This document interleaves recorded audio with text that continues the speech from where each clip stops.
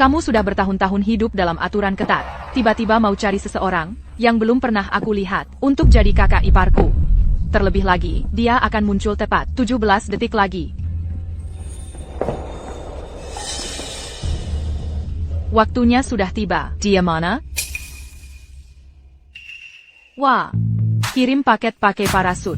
Jenius banget, hemat bensin dan listrik. Hack. Halo, ayah. Apa ayah mau aku mewarisi perusahaan ayah? Jadi penanggung jawab hukumnya? Macet, kecelakaan pesawat, baru cocok. Gak bisa ngobrol lama, aku hampir sampai. Aduh.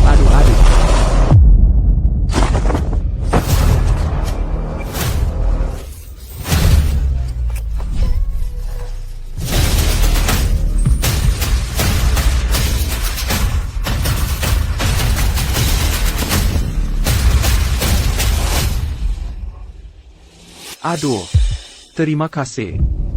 Kamu gak perlu bilang terima kasih ke istrimu. APA. Apa kamu salah orang? Kamu Sujing. Umur Arshasantaman. Sejutaan lagi. Kamu akan jadi presiden grup perusahaan bernilai 10 miliar. Kamu adalah pahlawanku. Mana mungkin aku salah?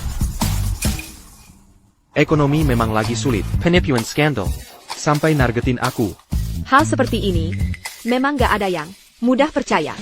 Singkatnya, aku adalah istrimu di masa depan. Di kehidupan sebelumnya, aku meninggal karena kecelakaan. Tak disangka, aku terlahir kembali. Aku tahu tingkat kesuksesanmu di masa depan. Kita pasti akan bersatu juga. Jadi, tolong segera menikah dan punya anak denganku. Kamar sudah aku pesan. Di kehidupan sebelumnya, kamu paling suka Kamar ranjang air. Kamar ranjang air? Apa-apaan ini? Halo, ayah. Aku sudah di depan pintu. Ada orang, Yang Mao Narison, keturunan keluarga Su. Aku segera ke sana. hari ini. Ainu akan membujukmu jadi penanggung jawab hukum perusahaan. Ibu tirimu akan memfitnahmu sampai masuk penjara. Tolong jangan sampai tertipu. Dan juga, adimu akan. Maaf ya. Ini pesanan tepat waktu tamu. Kalau telat, Yuan. Presiden bernilai miliaran ini bakal dipotong. Dah.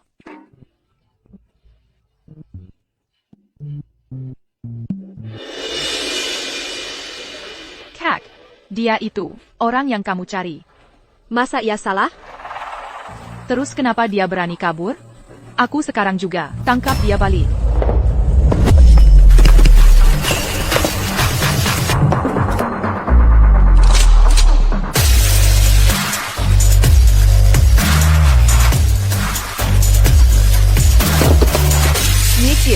Kamu percaya Buddha, kan? Kamu adalah putri Budayang, dihormati seluruh Jiangzhou. Aku adik kandungmu. Tentu saja aku percaya. Buddha berkata, aku dan dia punya jodoh di kehidupan sebelumnya. 1/4 jam lagi, kalau dia tidak keluar, berarti jodoh kita habis.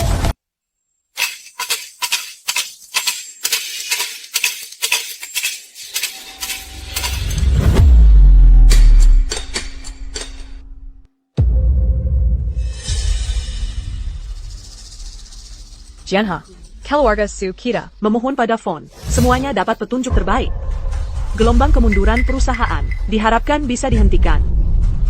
Fon mengendalikan seluruh industri properti Jiangzhou. Kita dan keluarga-keluarga di Jiangsu ingin memohon jodoh dari Fonu.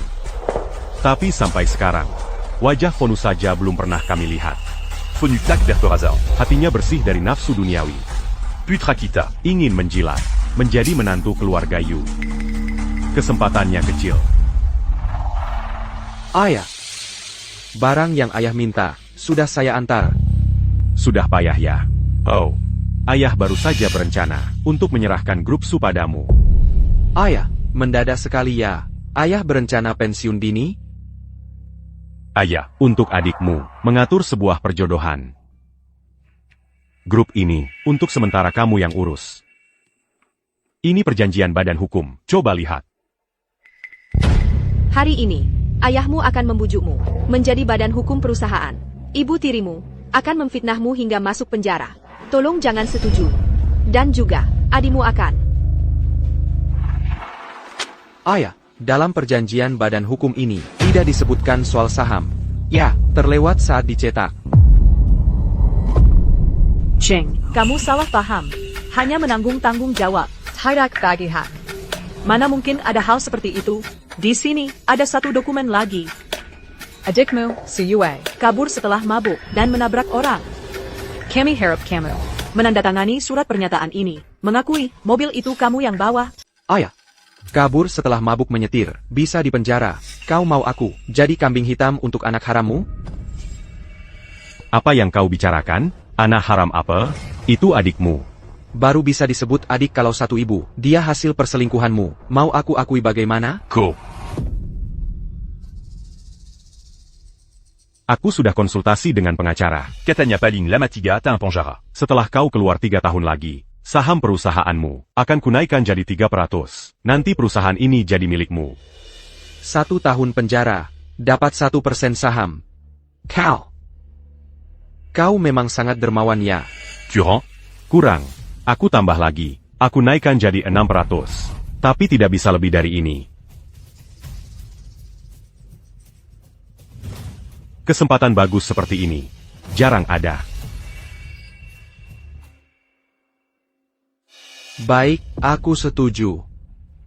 Aku setuju untuk menyerahkan kesempatan bagus ini kepada adik.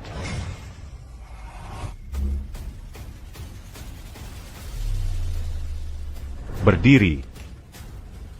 Adikmu itu sekarang ini segera akan melamar Putri Buddha Jiangzhou. Ini menyangkut urusan besar seluruh keluarga.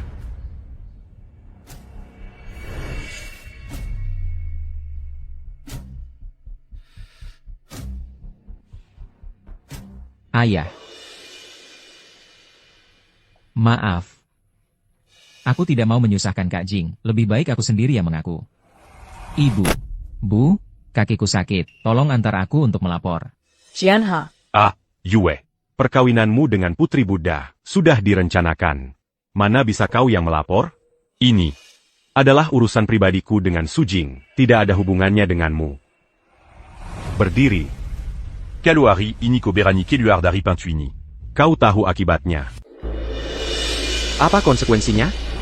Hanya karena aku seorang kurir pengantar makanan. Aku harus menggantikan anakmu untuk menanggung dosa dan masuk penjara ya? Dulu nilai-nilaiku selalu nomor 1. Kau yang menyuruhku putus sekolah membantumu. Lalu bagaimana? Setelah ibuku meninggal, kau langsung membawa anak harammu. Untuk dibinati sisimo. Aku hanya bisa mengantar makanan untuk mencari nafkah. Vilema. Dia sendiri punya 5 kamar. Aku bahkan tidak punya sikat gigi dan handuk sendiri. Bahkan saat makan, karyawanmu yang makan duluan. Setelah mereka selesai, sisa-sisa makanan, baru sampai giliranku. Sekarang saatnya menanggung dosa dan masuk penjara. Aku malah yang diprioritaskan. Jianha. Bu, bagaimana kalau kita lupakan saja? Aku tidak ingin membuat Kak Jing tersudutkan lagi. Aku sekarang akan pergi untuk menyerahkan diri. Yue, kamu punya tugas penting. Lagi pula. Siapa sih yang tidak pernah melakukan kesalahan? Benar, kan? Anak ini benar-benar sudah mengerti.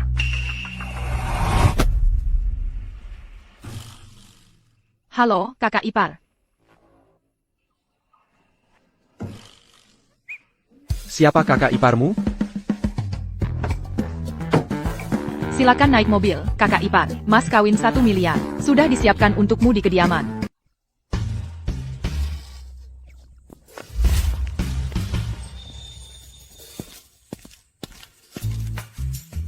Pesanan Anda telah terhubung. Pesanan terbaru dari LA.me.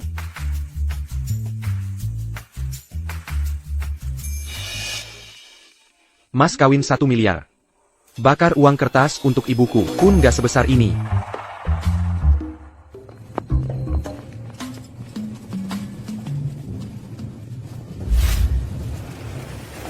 Kak. Mas kawin 1 miliar dia nggak mau. Dia malah jadi kurir. Dia bukan tipe orang yang suka uang. Teres jasa ke APA. Atau jodoh kalian sudah habis? Habis atau enggak? Baru tahu kalau udah masuk. Kasih aku kunci kamar waterbed.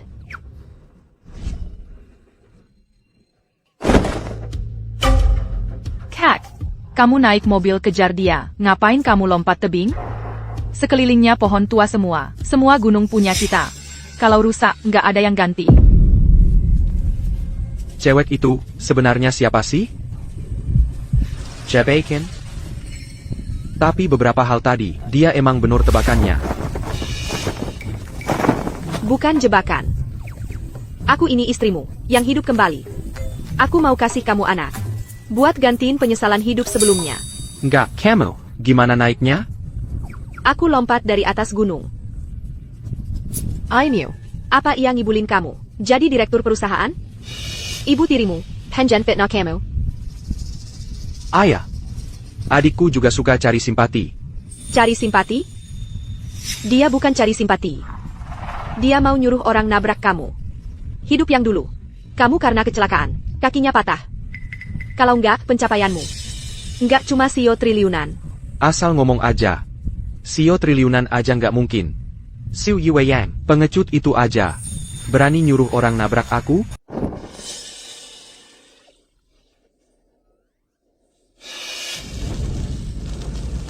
Kamu baik-baik saja? Kamu baik-baik saja? Sama seperti kehidupan sebelumnya. Dia tetap melindungiku saat bahaya. Aku baik-baik saja. TAPI. Bajumu jadi kotor. Baju kotor bukan masalah. Yang penting kamu selamat. Tidak bisa dimaafkan. Sama sekali tidak bisa dimaafkan.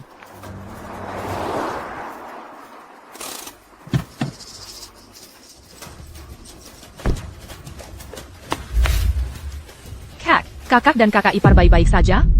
Kakak ipar sih gak apa-apa. Ujung bajunya agak kotor. Gak kenapa-kenapa.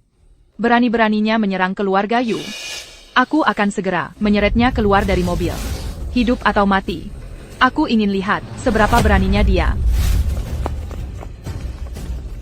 Adikmu akhirnya tetap menabrakmu dengan mobil. Siu Yue. Kalau begitu, bukankah dia sekarang sudah jadi abu? Mobilnya kosong. Dia pakai teknologi tanpa pengemudi. Lalu melaporkan ke polisi untuk menjebakmu. Dan menggantikanmu masuk penjara. Wah, keterlaluan banget. Menabrakku saja sudah keterlaluan. Tapi sampai menabrakmu, apa aku harus ganti rugi padamu? Kak, di dalam mobil tidak ada orang. Astaga. Mobil ini, apa juga tidak tahan dengan kakak ipar. Jadi punya perasaan sendiri, dan menabrak sendiri? Tanpa pengemudi. Benar seperti yang kamu katakan.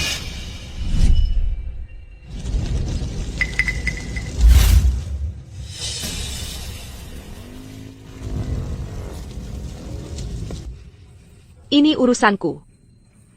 Kamu tunggu aku dulu di kamar waterbed. Ini kan tidak ada hubungannya denganmu. Ngapain kamu yang urus? Pesanan deliverymu.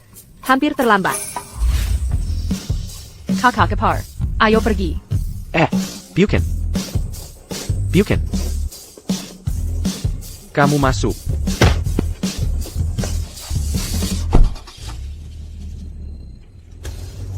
Di kehidupan sebelumnya, kamulah yang selalu berdiri di samping Kemelan Danjiku. Mengajariku semua yang ku ketahui sekarang. Di kehidupan ini, giliranku untuk melindungimu. Semua sampah yang berusaha menyakitimu harus membayar harganya.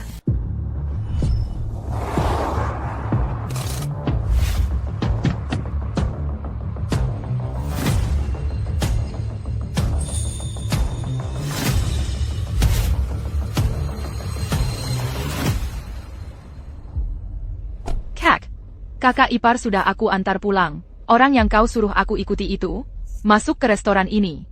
Sudah capek ya? Kak, di atas banyak orang. Ayo kita naik bersama. Soal kakak iparmu itu, aku saja yang urus. Aku akan segera kembali.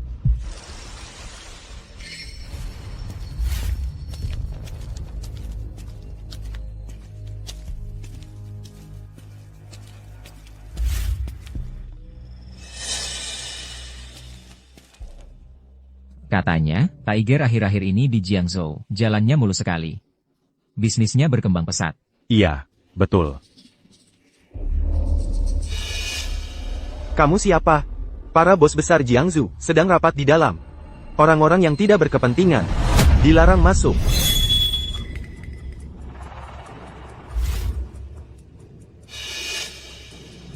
Dia itu. Gak kenal. Bukan orangku juga. Siapa yang izinkan dia masuk? Dia datang sendirian. Kukira dia orangnya salah satu bos. Nancy, siapa yang tabrak Sujing? Camus, Aku yang nabrak. Memangnya kenapa? Léopard, Hachi, Adam Azala apa? Bos, kamu suruh aku urus si kurir itu. Dirusak sama cewek ini. Teru, Masih nggak terima, ya? ha? Mau nggak? Temani kita mama, Buai Buran, ha?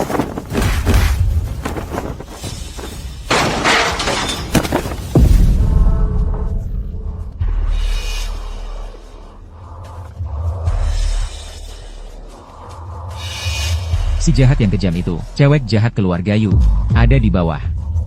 Putri bungsu keluarga Yu, kejam dan licik. Putri sulung, tidak berperasaan dan tidak berhati. Si bungsu ada di bawah. Berarti kamu ini di dalam kuil Nanfo, yang misterius dan sulit ditemui.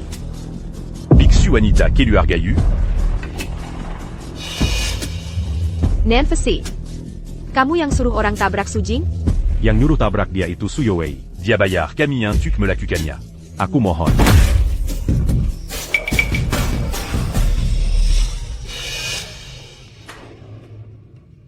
Aku sedang dalam masa tapa. Awalnya tidak ingin melanggar pantangan.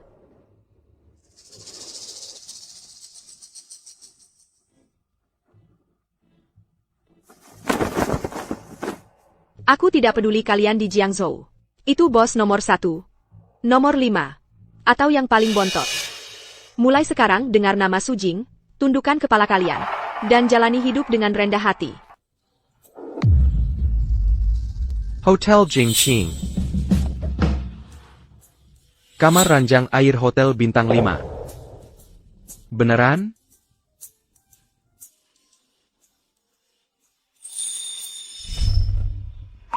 Kak Jing, kamu sudah mencium Xiao Yuer. Kalau sudah besar, kamu harus menikahiku ya. Oke, nanti kalau Xiao Yuer sudah besar pakai gaun merah menyala, datang jadi pengantinku.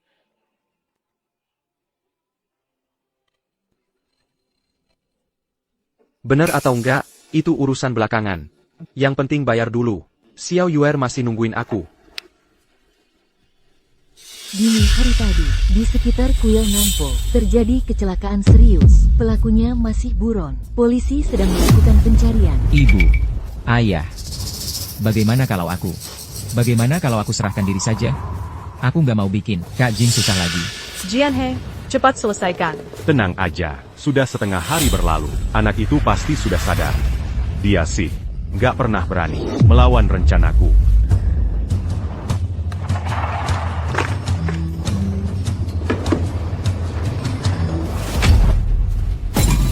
Dia berani nggak angkat teleponku. Dalam 10 menit, kalau dia nggak telepon balik, seumur hidup dia, jangan harap bisa masuk rumah ini lagi. Aku nggak percaya dia berani.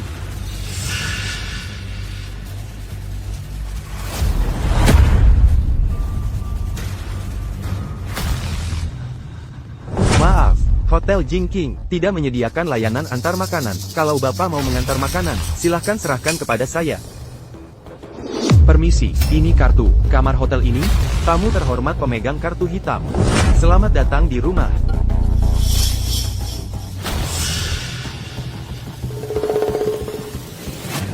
Selamat datang, tamu VIP. Memang Hotel Bintang 5. Kualitasnya tinggi ya.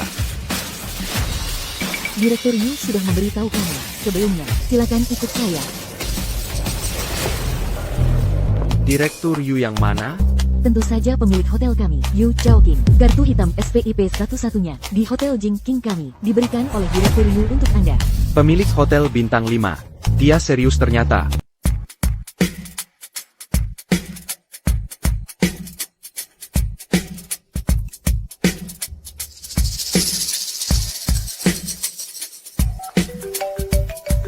Nyonya Yu, tamu sudah sampai di hotel.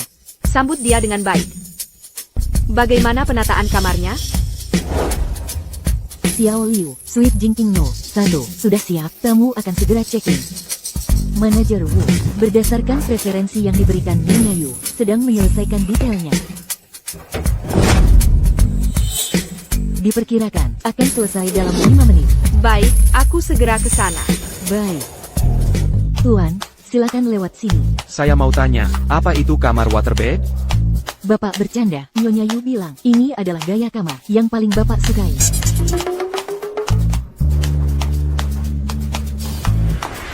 Jianha, sudah lewat 10 menit. Bagaimana kalau kamu telepon lagi? Kalau memang tidak bisa, kamu mengalah saja pada Sujing. Anak Kira, urusan meminta jodoh dari Dewi Buddha tidak boleh ditunda.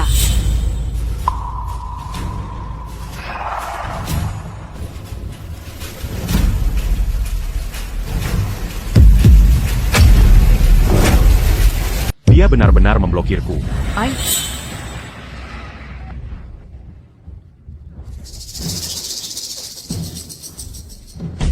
Teleponnya juga tidak bisa dihubungi. Terus gimana dong? Aku nggak akan benar-benar harus masuk penjara, kan? Tenang, tenang. Bocah nakal ini pasti lagi ngambek kayak anak kecil. Aku cari orang.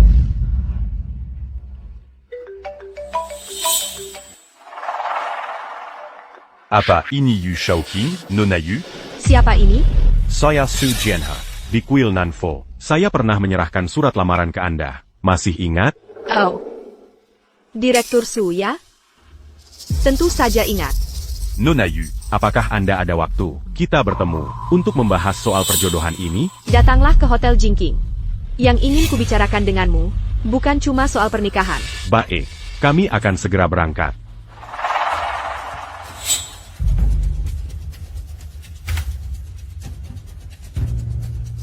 Tabrak. Yang menabrak orang adalah Su Youwei. Dia Yang Bayar, Camille Tuk Melakukanya. Barusan aku sudah menelepon Nona Yu. Dia mau bertemu untuk bicara soal perjodohan. Maksudmu, minta tolong dia untuk urusan anak kita? Kalau Buadia. Kan itu hal yang mudah? Sang Buddha perempuan, aturan dan disiplinnya ketat, tanpa hati dan perasaan. Ayah, apa aku benar-benar bisa mengandalkannya? Jangan merendahkan dirimu. Sang Buddha perempuan itu, memang dia beragama Buddha, tapi bukan berarti dia menjadi biarawati. Dia juga punya kebutuhan untuk menikah dan punya anak. Asalkan dia mengakui jodoh ini. Itu membuktikan dia bersedia. Memberimu kesempatan. Wah, bagus sekali. Ayah, tapi ayah kan bukan cuma punya satu anak. Perjodohan yang dimaksud sang Buddha perempuan, jangan-jangan adalah untuk Kak Jing? Su Jing, apa dia bisa dibandingkan denganmu? Dia cuma tukang antar makanan. Dia disukai oleh putri keluarga Yu, yang menguasai industri properti di seluruh Jiangzhou. Kecuali, di kehidupan sebelumnya dia pernah menyelamatkan nyawanya. Bu, jangan bicara seperti itu tentang Kak Jing. Asalkan putri Buddha mengakuinya. Ubengan ini. Kecelakaanmu di kuil Nanfo. Tidak perlu cari orang tuk menanggung kesalahan. Dengan pengaruh keluarga Yu. Tu m'as perlu Satuyari. Untuk menekan masalah ini. Terima kasih, Pak, Bu.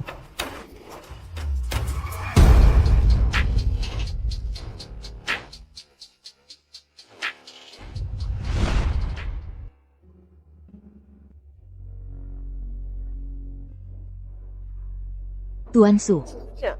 Ini adalah area makan khusus untuk Suite Jingking nomor 1. Silakan makan terlebih dahulu. Direktur Yu akan segera tiba. Saya cuma mau kembalikan kartu kamar. Saya dan Direktur Yu hanya kebetulan bertemu. Saya masih harus buru-buru antar pesanan. Antar pesanan? Bos saya telepon saya. Dia itu orangnya galak banget. Kayaknya mau nyuruh saya kerja. Halo, Xiao Su. Pause. Xiao Su. Bulan ini, kamu istirahat saja yang cukup, tidak usah masuk kerja. Pause. Beberapa hari ini, saya memang ada urusan. Untuk urusan antar pesanan, saya pasti akan berusaha keras. Bukan, perusahaan memberimu cuti khusus selama sebulan. Gaji pokok tetap dibayar. Tidak. Gaji pokok 3 kali lipat. Anda juga sudah sangat lelah belakangan ini. Jaga kesehatan ya. Perintah Nona Muda, sudah saya laksanakan. Memberi Su Jing cuti. Gajinya tetap dibayar. Itu belum cukup. Perusahaanmu. Kakak saya yang beli. Mulai sekarang, Su Jing adalah bosmu. Sepertinya masalah Tuan Su sudah terselesaikan ya. Mungkin di perusahaan ada penyesuaian bisnis. Beruntung dapat cuti. Lalu apalagi alasannya untuk tidak menikmati hidangan lezat ini?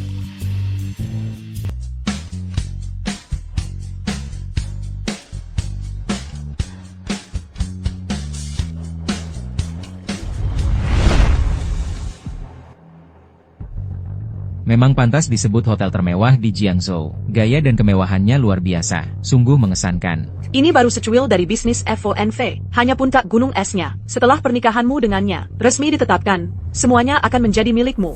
Weh, Yue, kamu sangat berbakat. Melukis, mematung, menciptakan, berinovasi. Semua kamu kuasai.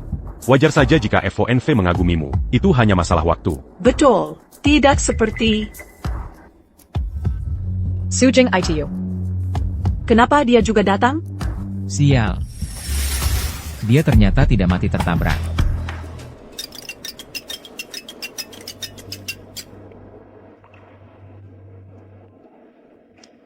Halo? Sayang. Masakannya cocok dengan seleramu? Semuanya makanan favoritmu. Sayang. Panggilan sayang ini jangan sembarangan diucapkan. Tapi terima kasih atas jamuannya. Bagaimana kamu tahu nomor teleponku dan kesukaanku? Dia bahkan tahu merek cilok pedas yang suka kumakan waktu kecil. Di kehidupan sebelumnya, aku sudah hafal nomor ponselmu. Kesukaanmu itu bukan apa-apa. Aku bahkan tahu. Jibo kamu. Ada Tihi Lalat. Bukan, kamu. Kamu sepertinya menyelidikiku. Ayahku kenapa datang? Aku ingin mereka menyaksikan. Ahmed Pao.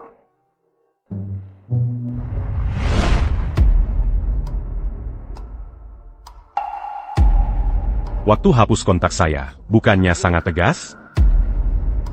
Sekarang berani muncul dan ikut ke sini? Bapak Yu yang mengundang saya. Bapak Yu? Bapak Yu mengundangmu? Dia mau membicarakan pernikahan dengan Yo Wei. Mengundang seluruh keluarga kita. Diajaknya bicara soal pernikahan? Dia itu putri Buddha, bukan tunanetra.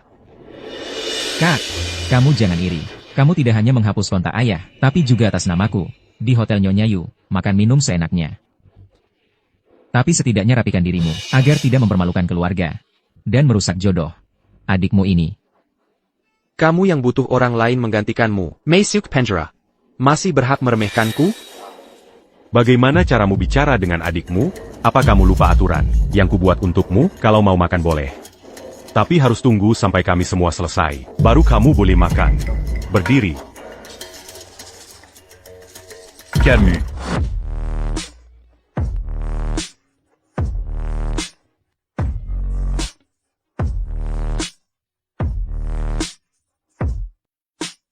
Berani sekali kau tidak mendengarkan kata-kataku. Ayah, ini bukan di rumahmu. Aturanmu tidak berlaku di sini. Sudahlah, ayah. Kakak ingin makan. Biarkan dia makan di sini saja. Lagi pula, sudah terlalu sering makan sisa-sisa makanan. Makan enak sekali saja sudah susah. Yue, kau memang lebih paham. Hari ini kita ada urusan penting. Jean Gansampe Membri Kezamburuk, Pada Nonayu. Manager. Direktur Su. Carikan dia baju yang pantas untuk diganti. Lihatlah pakaiannya sekarang. Seperti apa? Itu, kalian juga tidak tahu harus menasihatinya. Kalo ini Membri Kezamburuk Pada Nonayu. Bagaimana nanti? Aduh, bagaimana ini? Direktur Su. Tuan Su adalah tamu kehormatan yang diundang oleh Direktur Yu kami. Berpakaian santai, tidak apa-apa. Tamu kehormatan? Dia. Directeur Shu.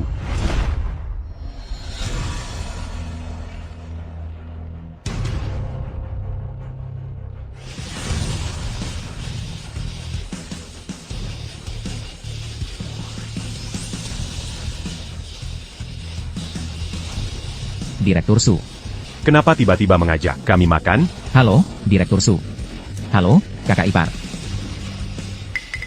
Ayah, ini bagaimana ceritanya? Pernikahanmu dengan budak perempuan. Semakin banyak saksi, semakin baik untuk kita. Oh, Aku mengerti. Orang-orang penting di Jiangzhou sudah ayah undang semua. Nanti Buddha perempuan tidak akan melihat wajah biksu, tapi wajah Buddha. Mana berani menolak pernikahanku? Jianha, kami mengyong paling bijak. Anak saya sebentar lagi punya acara bahagia. Ini kan saatnya untuk langsung berbagi dengan kalian, saudara-saudara. Direktur Su. Belakangan ini situasinya tidak aman. Akun pagi ini sudah dibawa pergi. Kau tidak tahu betapa kejamnya Buddha perempuan dari keluarga Yu itu. Buddha Perempuan? Akun menyinggung orangnya. Katanya dia vegetarian dan rajin beribadah, hidup sederhana. Tapi kalau sudah beraksi, tidak ada yang lebih kejam darinya. Dia seperti Buddha yang ganas. Apa yang sebenarnya terjadi? Singkat cerita, intinya cuma satu. Di Jiangzhou. Zhonggong Sekali-Kali Makam-Makam. Dengan orang bernama Su Jing. Kalau ketemu dia, harus jalan menunduk. Tidak, Pak Hu, apa yang kamu bilang tadi? Hari ini ada acara bahagia di rumahmu. Jangan bahas hal sial itu. Putra Pak Su ini. Hari ini ada gadis dari keluarga mana yang mau dinikahkan ke sini? Jujur saja pada kalian semua. Dia adalah orang yang baru saja kalian sebut. Putri Buddha dari keluarga Yu. Benarkah? Belum pernah dengar, Putri Buddha mau menikah? Banyak keluarga kaya sudah berusaha keras. Tapi bahkan tidak bisa bertemu dengannya. Pak Su, anakmu ini. Bisa tidak? Putri Buddha tidak melihat status. Hanya melihat jodoh. Yue. Sapa beberapa paman ini. Dan beri salam. Halo, Pak Hu. Halo, Pak Nan. Halo, para paman. Barusan kalian bilang, pamanku ditangkap. Kapan dia ditangkap?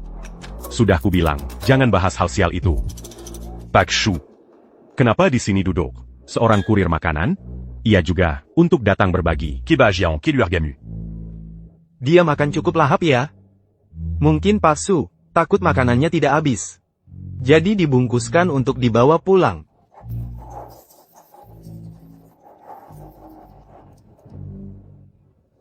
Dia adalah anak sulungku dengan mantan istriku. Tentu saja, tidak bisa dibandingkan dengan Yue.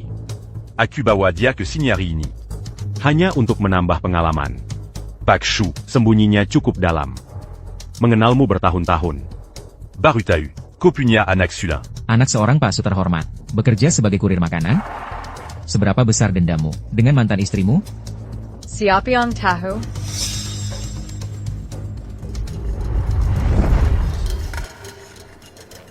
Panggil aku Pak Hu. Nanti ikut bekerja dengan Pak Hu. Jangan kirim makanan lagi. Lebih baik kirim makanan seumur hidup, daripada memanggil orang lain Pak.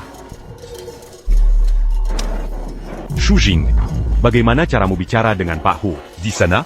Tidak punya sopan santun sama sekali. Oh, ternyata namamu Shu. Tunggu. Dia siapa namanya? Dia Su Jing. Dia adalah anak sulungku. Dengan mantan istriku. Selama ini di luar, dibiarkan tumbuh sendiri. Curant PK. Itu, Pak Hu. Mafkan Kelakuanya. Shu Jing. Dia Su Jing.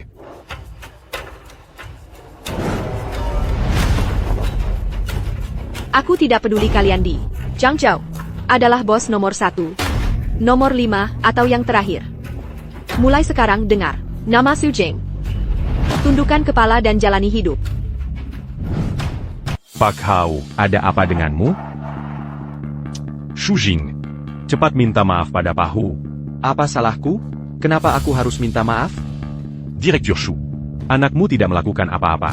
Ini salahku. Kedepannya, panggil saja aku Xiao Hu. Jianha, kenapa mereka baca dekat-dekat? Saat mendengar nama Su Jing? Direktur Su, bolehkah saya bertanya? Pernikahan dengan Putri Buddha itu, sebenarnya untuk putra yang mana? Ini jelas-jelas bisa dilihat oleh semua orang. Tentu saja untuk Yue. Masa mungkin untuk Su Jing itu? Apa aku salah ingat namanya? Surat pernikahan itu aku yang serahkan langsung. Nama yang tertulis adalah nama Yue. Dan mulai sekarang, Yue adalah penerus grup Su kami. Sedangkan dia...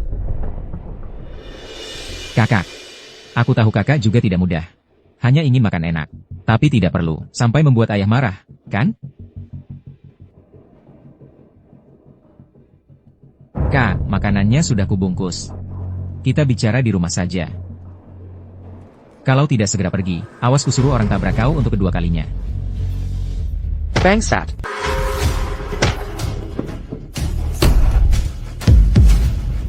Kak, aku baik hati bungkusin makanan buat kamu. Kenapa kamu mukulin aku? Aku salah apa sih? Jianhe, Orsanak Madame. Shujing, apa karena aku terlalu baik, jadi kamu berani-beraninya? Pak Shu, jangan gegabah. Jangan. Kalau kamu mukulin Sujing, awas bisa berbahaya. Aku ngajar anakku sendiri, bisa bahaya apa? Ayah. Ayah tahu nggak, hari kita pulang dari kuil Nanfo, ada APA? Cuma karena aku nggak mau, Ganshin dia masak penjara. Dia mau nabrak aku sampai mati. Ada hal kayak gitu? Iya, aku yang suruh kamu gantiin aku. Aku yang mau nabrak kamu. Bukan karena kamu iri sama aku, karena aku disukai Putri Buddha. Iri sama aku. Karena aku lebih disayang ayah. Jianhe, kaki Yowei cedera. Dia selalu di dekat kita. Mana mungkin dia nabrak orang? Sulit dipahami? Dia nabrak orang dalam keadaan mabuk, bikin 2 orang tewas 2 luka. Karena aku nggak mau gantiin dia pakai mobil yang nabrak tadi buat nabrak aku. Mau nimpain 2 kecelakaan itu ke aku semua. Omong kosong. Yang jelas cuma 1 kali. Ibu, ayo kita pergi. Antar aku ke rumah sakit. Aku dalam kondisi kayak gini, gak mungkin bisa nikah sama Putri Buddha kan. Yowei, tenang aja. Kalau ada yang ngerugin kamu, ayahmu pasti belain kamu. Cepat. Shujing, aku cuma minta kamu bantu adikmu. Gak bisa bantu ya udah. Malah kamu fitnah dia. Aku kecewa banget sama kamu. Kalau hari ini aku nggak ngajar kamu, semua orang bakal bilang, aku pilih kasih.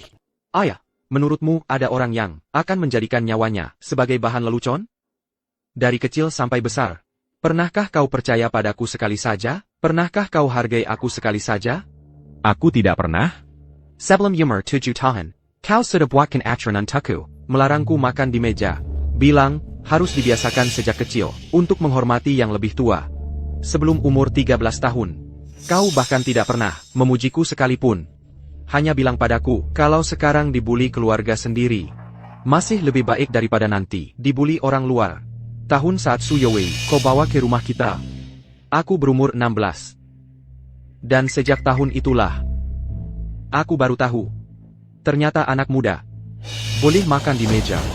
Ternyata kalau merapikan tempat tidur sendiri, bisa dapat pujian darimu. Ternyata kalau dia berbuat salah, aku yang bisa menanggungnya. Aku tidak pernah membencimu karena perlakukanmu yang buruk. Juga tidak pernah menjauh karena sikapmu yang dingin. Kakak Jing memukul mataku. Sakit sekali. Aku rasa mataku mau buta. Ayah. Jianhe, anak salah, bapak yang berdosa. Kalau kau tidak bertindak, aku akan balas dendam. Untuk anakku ini.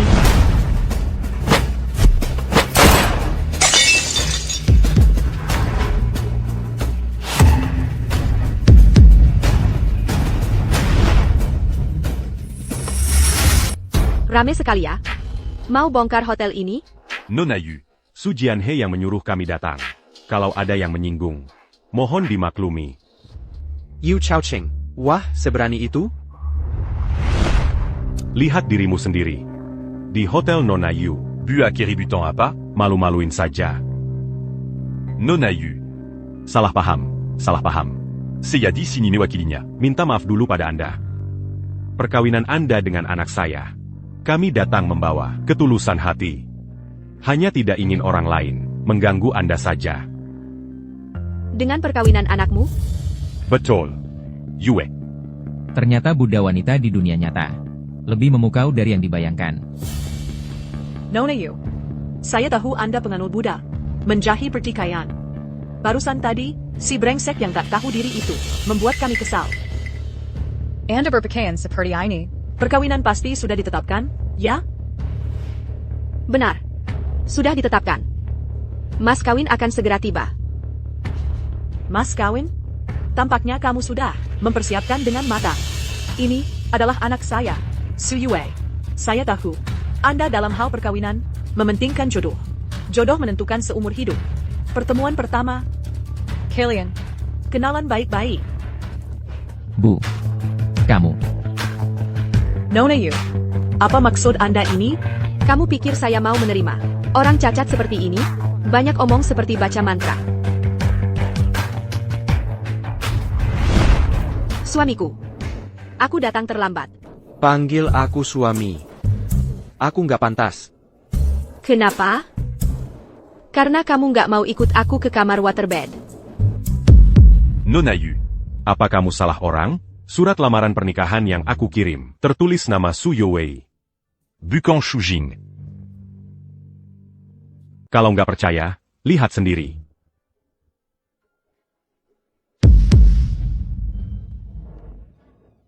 Ternyata memang orang lain. Sepertinya aku salah. Salah nggak apa-apa. Anda konfirmasi ulang saja, sudah cukup. Jadi kamu mengira aku adalah adikku. Nona Yu. Karena kamu baru saja memukul ibuku. Kalau nanti kita mau menikah, kuharap kamu bisa minta maaf ke ibuku. Minta maaf? Orang yang kusuka adalah dia. Kalau kamu berani ngomong sembarangan lagi, aku bunuh kamu. Nona Yu, ini nggak boleh. Di surat lamaran, tertulis nama anakku. Kalau kamu nggak mau menepati, itu namanya ingkar janji. Soal minta maaf. Sudahlah. Yang nggak tahu nggak bersalah. Aku paling benci orang yang ingkar janji. Melanggar aturan dan sumpah. Apa anakmu orang seperti itu? Nggak, sama sekali nggak. Justru Su Jing ini. Mungkin terlibat kecelakaan. Oh ya? Su Jing dicurigai terlibat kasus kecelakaan karena mabuk menyetir.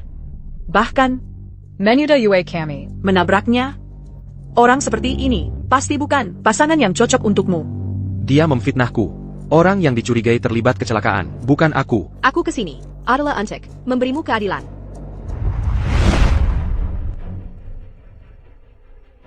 Berdasarkan laporan, ada orang di tempat ini yang berhubungan dengan kecelakaan di kuil Nanfo, 2 tewas 2 luka. Berdasarkan penyelidikan, dini hari tadi, di kuil Nanfo, kendaraan yang terlibat kecelakaan yang sama, terlibat dalam 2 kasus tabrakan beruntun. Yang pertama, kendaraan pelaku menabrak sebuah keluarga berempat, menyebabkan 2 tewas dan 2 luka-luka. Yang kedua, kendaraan pelaku menabrak pembatas jalan, dan meledak, hampir memicu kebakaran. Kalian dengarkan? 2 kasus tabrakan. Dia menabrak orang sampai mati, kabur saja belum cukup. Lalu mau menabrakku juga. Bahkan mau menyalahkanku. Ayah. Beneran bukan aku. Kendaraan yang terlibat kecelakaan, terdaftar atas nama Brooke Su. Dini hari tadi. Siapa yang mengemudikan kendaraan pelaku itu? Bapak Inspektur. Yang muncul di kuil Nanfo dini hari tadi adalah dia. Dialah yang menabrak orang. Aku yang nabrak orang? Kalau aku memang punya kemampuan itu sih boleh saja. Sayangnya aku nggak punya mobil. Aku juga nggak punya SIM. Omong kosong. Waktu kamu berusia 18 tahun. Aku sudah memberimu sebuah mobil dan menyuruhmu belajar bikin SIM. Orang yang kamu beri mobil adalah Su Youwei, bukan aku. Mobil itu, kamu berikan padanya pada hari ulang tahunnya. Kamu juga nggak perlu pura-pura menyedihkan seperti ini. Setelah kamu dewasa, aku memberimu uang saku minimal 100.000 setiap bulan. Sudah bertahun-tahun kamu menabung, masih saja nggak mampu beli mobil, nggak mampu bayar kursus SIM. Sejak aku berusia 16 tahun, setelah kamu membawa Su Youwei pulang ke rumah, aku tidak pernah lagi menerima sepeser pun uang darimu. Li Yun, katakan padanya, berapa uang saku yang kamu berikan padanya? Setiap bulan?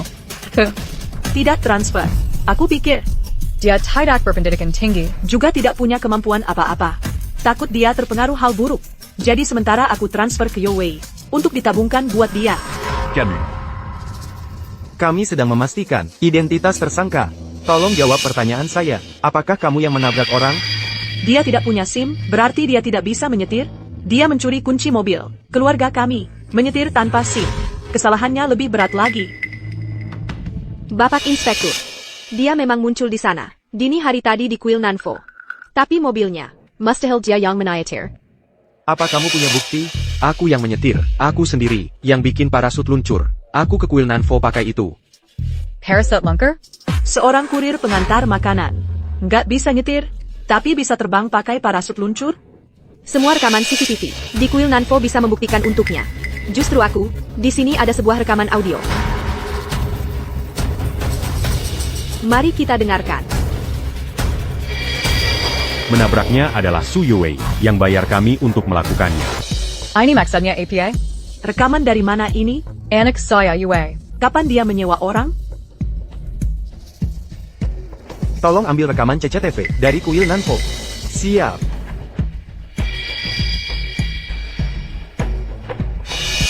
Ibu, rekaman yang ibu bawa ini, dalam situasi apa, direkam? Su Yuwei mabuk dan kabur dari tempat kejadian. Dia ingin menyuruh bapak ini menggantikan posisinya, tapi ditolak. Lalu dia membuat sebuah kecelakaan untuk menyalahkan bapak ini. Tidak, Nona Yu. Yuwei itu anaknya baik hati. Dia, mana mungkin dia melakukan hal keji seperti itu? Ini kan pembunuhan? Memang pembunuhan. Ayah, aku tidak melakukan hal ini. Aku benar-benar tidak melakukannya. Hal seperti ini. Dia memfitnahku. Kapten, rekaman videonya sudah ditemukan. Apa? Berdasarkan perbandingan waktu, bapak ini pada saat kejadian tidak berada di TKP. Jadi bisa disingkirkan dari tersangka. Kalau rekaman CCTV itu, bisakah terlihat jelas siapa yang sebenarnya menabrak orang? Jangan sampai binatang seperti ini bebas berkeliaran. Pengemudi kendaraan, sepertinya adalah, tidak bisa, cahayanya terlalu redup, rekamannya tidak jelas, wajahnya tidak bisa dikenali. Inspektur. Tidak usah diselidiki lagi. Yang mabuk dan menyetir itu saya. Orangnya saya yang tabrak. Seiya Bersedia Menyerakan, Diridan Mangaku Bersala. Ayah. Malam itu saya lembur menemani klien. Terlalu banyak minum. Sekali itu saya melakukan kesalahan. Saya coba-coba beruntung, lalu kabur. Bawa Seiya Saja. Kalau begitu, mobil yang terlibat kecelakaan itu hancur. Bagaimana ceritanya? Itu juga kamu yang lakukan? Mobil yang menabrak itu hancur. Seiya Tidak Tau Solitu. Kapten. Kalau kamu tidak tahu, mari ke sini, lihat rekaman ini.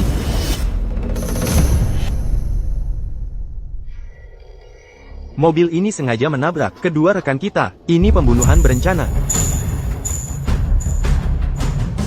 Tapi untungnya, tidak ada korban jiwa. Su Yuwei. Masih berapa banyak hal yang kamu sembunyikan dariku? Pak, bukan aku. Mobilnya bukan aku yang nyetir. Tanganku saja masih lumpuh. Ibu, rekaman tadi, bisa diputar ulang? Tentu bisa. Tabrak dia itu Su Yuwei yang bayar. Suruh kami lakukan. Yang bicara siapa? Pemilik restoran Hongtu di Jiangzhou. Wu Qianqun. Julukannya Akun. Yuwei. Kamu tidak pernah beritahu aku. Kalau kamu dan Wu Qianqun masih berhubungan. Kamu tahu dia orang macam apa? Pak, ini bukan perbuatanku. Rekaman ini palsu. Tidak mungkin hanya dengan sepatah kata Akun. Bisa membuktikan, aku yang menyuruhnya. Aku juga tidak punya kemampuan untuk itu. Ayah, Jianha. Yuwei itu anak yang baik sekali. Dari kecil dididik dengan sangat baik. Mana mungkin dia melakukan hal seperti ini? Menurutku, mungkin ada orang yang berkomplot dengan orang lain. Para kakak yang hadir di sini, Jianhe dan Wu Qianqun adalah teman kalian. Kalian pasti tahu. Rekaman ini kurang bisa dipercaya, kan? Saat direkam ada orang lain yang hadir. Kebetulan, yaitu teman-teman yang Bapak Su undang ini. Saat rekaman, aku ada di sana. Aku juga ada. Akun memang bilang hal seperti itu. Aku juga bisa membuktikan. Saat itu kami sedang rapat. Kami semua ada di sana.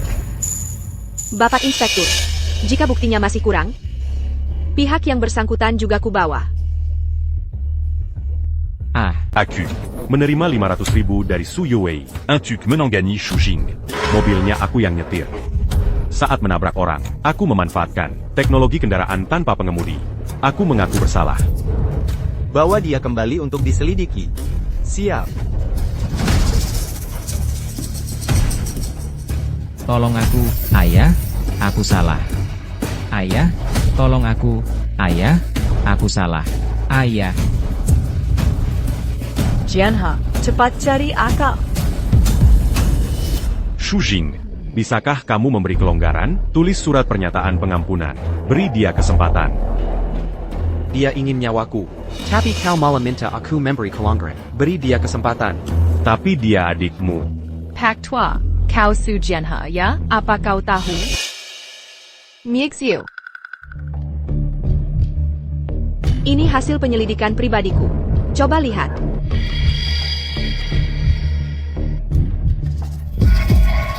Tulisannya apa ini? Lihat sendiri. Ah, Nona Yu. Aku tahu semua yang terjadi hari ini adalah karena kau membantu Su Jing. Tapi ini, kenapa? Shu Yuela, calon pasangan hidupmu. Paman, kau salah paham. Aku datang hari ini bukan karena surat perjodohan, tapi karena Su Jing. Aku ingin mengundang kalian untuk menjadi saksi. Kalian tak pernah benar-benar mengenalnya. Karena Shu Jing. Wah, Pak Tua, apa kau bodoh? Kakakku pakai baju pengantin. Ingin bertunangan dengan Su Jing. Kau sebagai ayahnya diundang untuk menyaksikan. Itu wajar kan?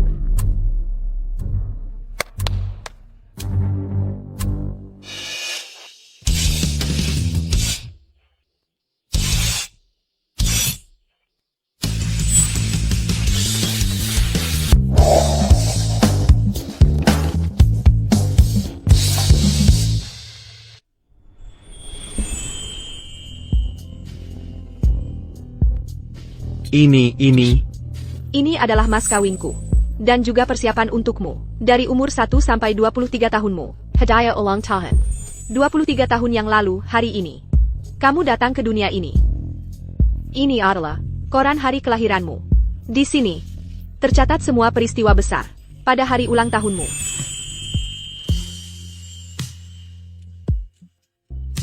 Saat berumur 1 tahun. Ayahmu memulai bisnis. Hanya ibumu yang menemanimu.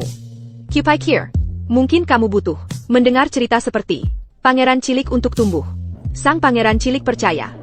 Semua orang dewasa, pada awalnya adalah anak-anak.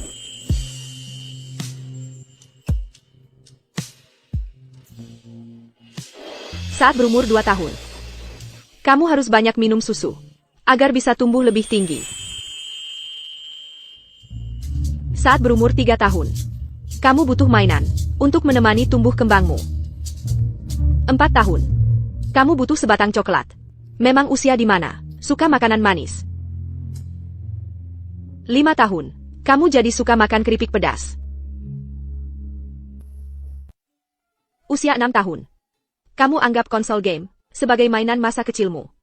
USIA 7 tahun.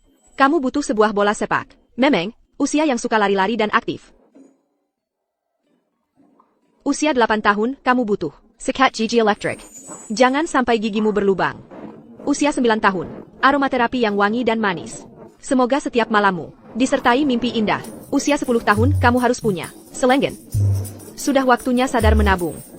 Usia 11 tahun, kamu harus punya buku koleksi untuk menyimpan piagam penghargaanmu. Usia 12 tahun, kamu butuh tas sekolah yang besar karena harus bersiap masuk SMP. Usia 13 tahun.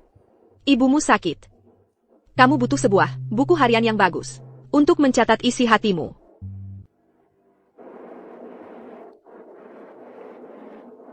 Usia 14 tahun. Sepatu lamamu dijahit dan ditambal oleh ibu.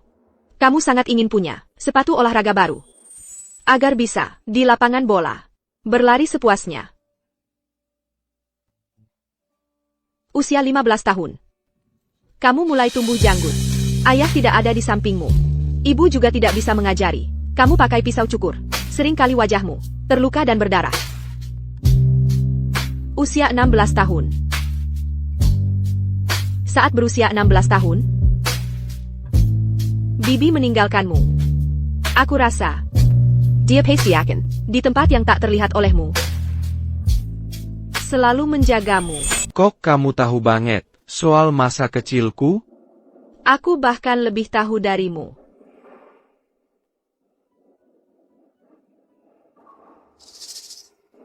Waktu umur 17 tahun, ayahmu membawa Su Youwei pulang ke rumah. Sejak itu, kamu cuma bisa makan sisa makanan mereka. Villamer ITU. Dia sendiri punya 5 kamar. Aku sampai sikat gigi dan handuk sendiri aja nggak punya. Bahkan waktu makan, karyawanmu yang makan duluan. Sisa makanan mereka, baru giliranku. Kalau dulu kamu punya kartu hitam ini, kamu bisa belanja di seluruh Jiangzhou, di semua hotel keluarga Yu, seenaknya.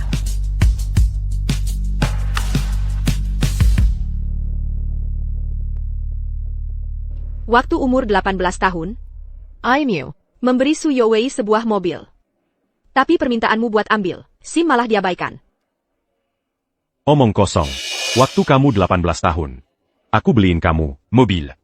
Lalu suruh kamu belajar nyetir. Orang yang kamu kasih mobil itu adalah Su Youwei. Bukan aku. Mobil itu, kamu kasih ke dia pas ulang tahunnya. Kereza, SIM bisa diurus nanti. Tapi sekarang, kamu bisa punya lebih banyak mobil daripada dia.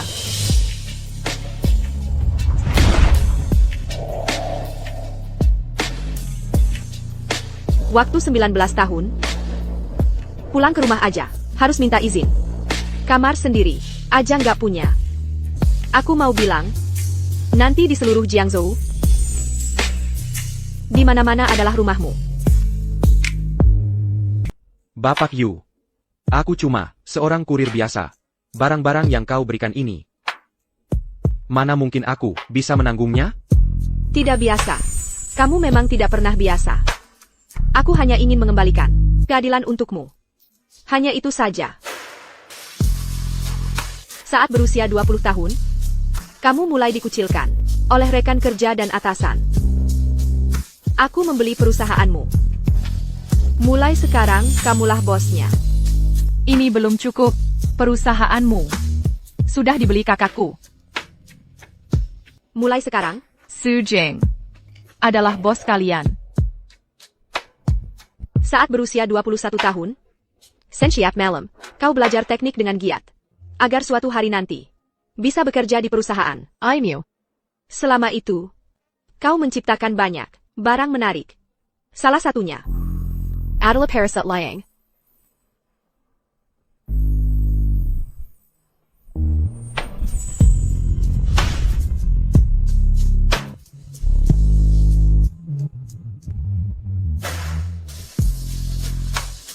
Kamu tidak perlu IRI pada siapapun. Parasut layang ini, kubuat meniru desainmu, untuk diberikan padamu. Semua ide kreatif dan karyamu, mulai hari ini, akan kubantu wujudkan, diproduksi massal, dan dijual.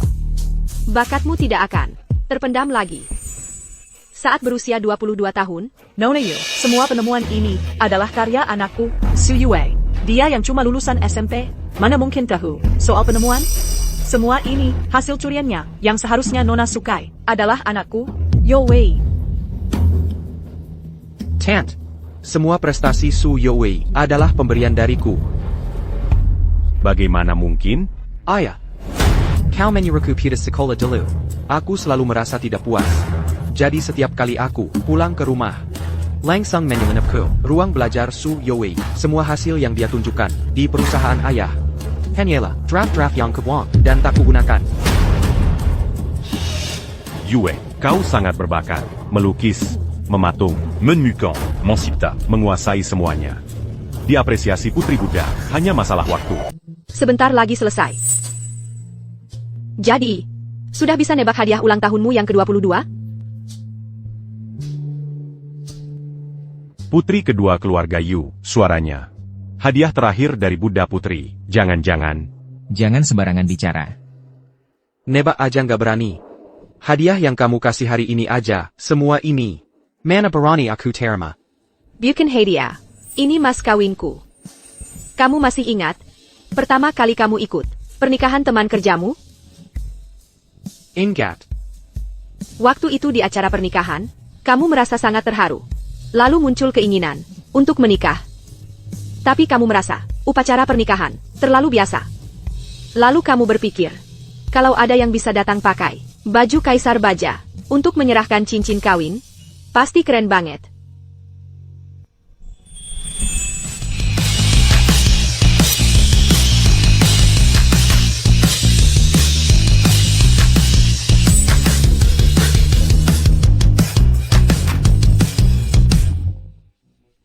Jadi, untuk hadiah ulang tahunmu, yang ke-22, aku ingin mengabulkan keinginanmu itu.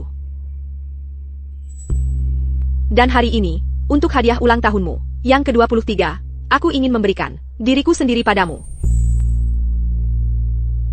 Tuan Su, Maukah kau menikahiku? Jadi, Phonus c'est la lue. Untuk Su Jing, bukan untuk mencuri. Hasil kerja Su Jing oleh Su Yue itu.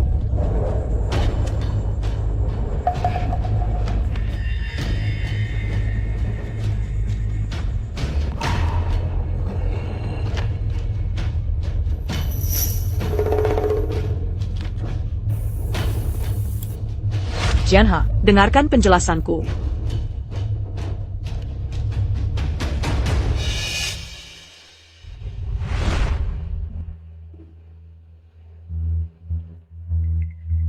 Cocok banget. Pas en gant Yang dit Takdirkan.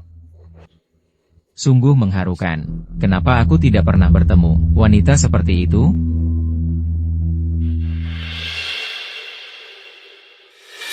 Kakak Sujing, kamu sudah mencium Xiao Yuer. Kalau sudah besar, kamu harus menikahiku. Baik, saat Xiao Yuer besar nanti, pakailah gaun merah menyala dan jadilah pengantinku. Wahahaha. Nona Yu, hari ini, terima kasih atas jamuannya. TAPI. Aku tidak bisa menerima semua ini. Hey, kamu berani tidak menghormati Ksatria Bahaku. Kakak. Dia tidak menerima lamaranku, hanya karena terharu secara tiba-tiba. Tidakkah kamu merasa dia sangat berprinsip? Prinsip, menurutku dia agak tidak tahu terima kasih. Dengan begini, kamu membuatku semakin menyukaimu.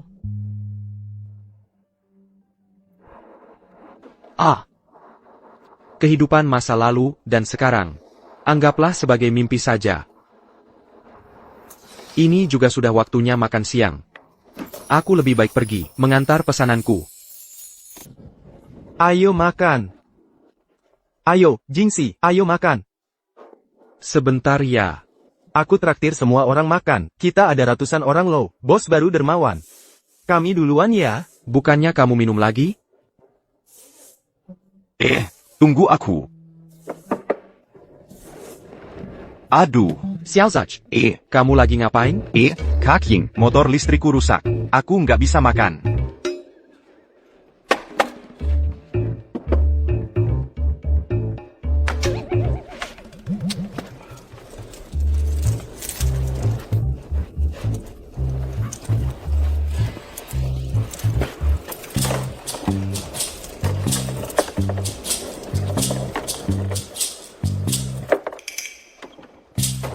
Sudah. Kak Ying, kamu hebat banget. Kamu kayak orang luar negeri itu. Max. Mask. Sama aja. Kalau gitu, Kak Ying, aku duluan ya. Celana dalamnya kebesaran. Kalau gitu, aku ke pesta makan. Aku babeng rokok buat kamu. Oh, sama paha ayam besar. Tangan orang lain nggak secepat aku. Hahaha. Pergi sana.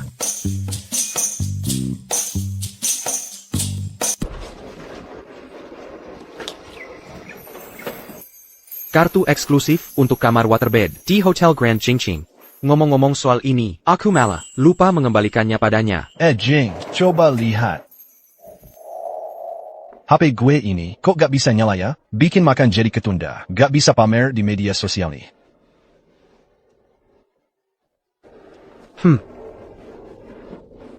Ini kok gak bisa connect internet sih? Gak bisa connect internet? Hah? Dari tampilan HP Lucy, kayaknya gak ada masalah sama sinyalnya. Jangan-jangan pulsa lu habis? Hah? Masa sih? Kalau gitu gue cari orang lain buat isiin pulsa deh. Gak usah repotin lu. Dasar lu, sok-sokan aja lu. Makasih ya, Jing. Lain kali gue traktir, lu pijat refleksi. Gue kenal pemilik salah satu tempat pijat. Bisa dapat diskon setengah harga. Gue pergi dulu.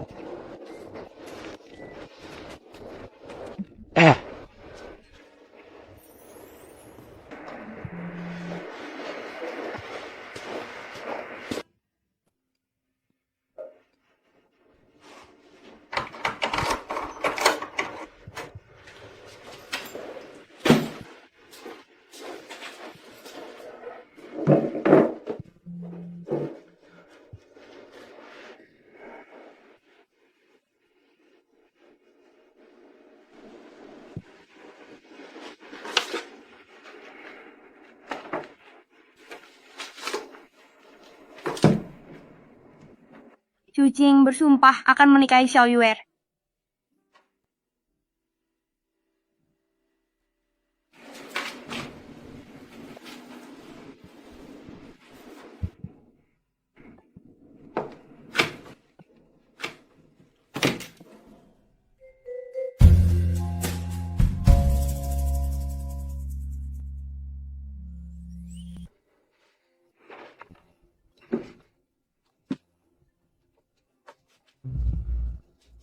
Hey, Lao Jing, Xiao juga dan Bo Hao mana? Ada pemberitahuan di grup. Mereka pergi makan. Cepat banget larinya. Kita berdua pergi bersama. Aku antar kamu ke sana.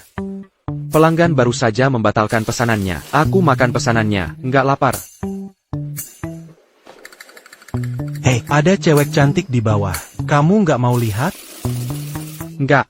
Ada yang bilang, aku nanti bakal jadi CEO triliunan. Ini kan harus kubohongi diriku sendiri dong.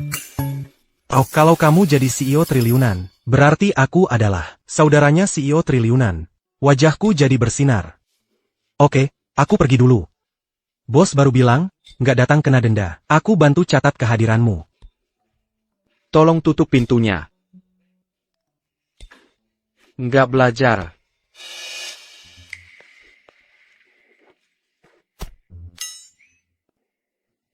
Ini.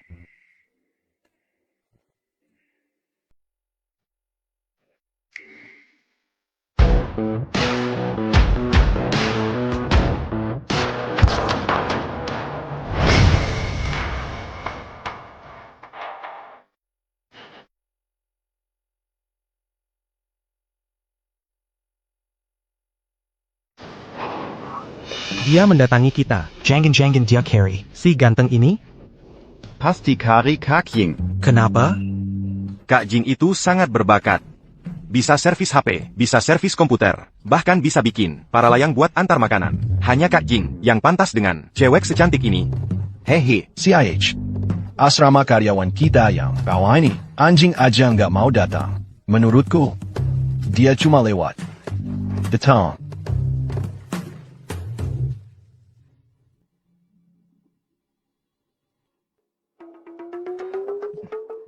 Cewek cantik. Cari siapa? Permisi, ada yang bisa saya bantu?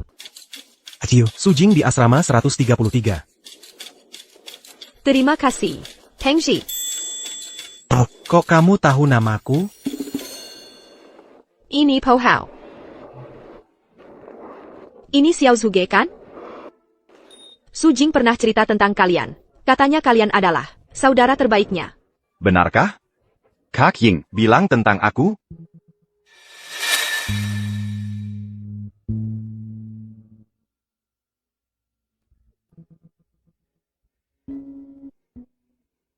Kalian nanti akan jadi orang yang hebat.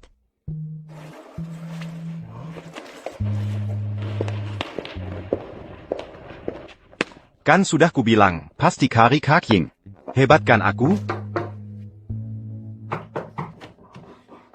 Aji, kamu lupa bawa APA lagi?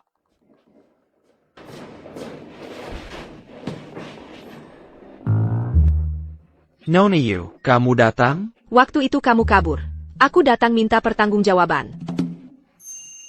Kenapa? Nggak mau ajak aku? Masak duduk sebentar? Oh, silakan masuk. Kartu hitam yang kamu kasih waktu itu, belum aku kembalikan. Aku cari dulu ya.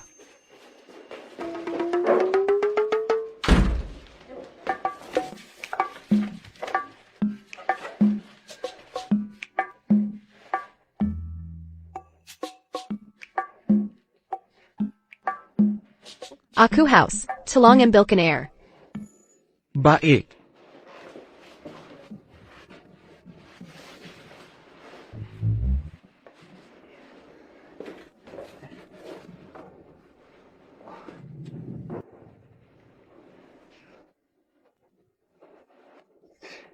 Nona Yu, kondisi asrama jelek. Kamu pakai baju tebal gini, nggak panas? Kalau kamu bilang gitu, kayaknya emang agak panas. Pyuken, kamu ini. Kenapa kamu heboh banget? Aku heboh? Kenapa kamu pakai ini? Ya ini. Nggak kerasa. Warna merah. Bikin kulit terlihat lebih putih, kan? Gimana? Nggak bagus? Bagus. Kalau bagus, kenapa kamu nggak lihat aku? Lagi lihat kok. Ngapain kamu palingkan muka? Kamu benci aku? Bukan. Kamu datang cari aku. Ngapain sih kamu pakai ini? Ya cuma mau pamer aja. Pamer. Kamu nggak suka? Suka dong. Terus kamu suka aku? Atau suka bajunya? Pertanyaan kamu ini, aku ini, gimana jawabnya? Terus menurut kamu, aku yang lebih cantik? Atau bajunya? Coba tebak.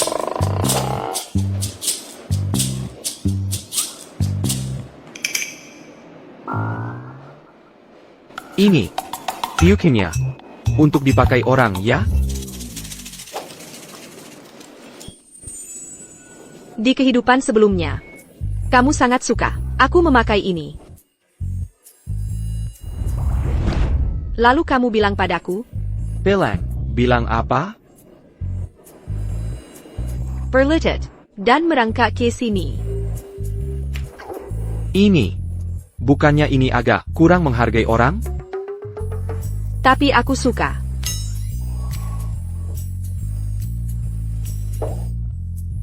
Ayo, coba pasangkan ini padaku. Jing, kamu di dalam? Iya, ada. Ada APA? Barusan ada cewek nyari kamu. Aku khawatir banget. Kamu ketemu dia belum? Memangnya kenapa harus khawatir? Dia kan bukan monster pemakan manusia. Jing, kamu nggak tahu. Di tasnya tuh, aku lihat ada kalung dan borgol. Bahaya banget. Aku curiga dia mau mencongkel ginjalmu. Ada orang? Nggak ada orang, kamu salah dengar. Nggak ada orang. Jing, kamu kenapa? Aku masuk ya. Tunggu dulu, jangan masuk. Cepat pergi makan. Nanti telat, bakal kena potong gaji. Jangan lupa tandai absen buat aku. Ada APA, telepon aku aja. Oke. Jing, hari ini kok agak aneh ya.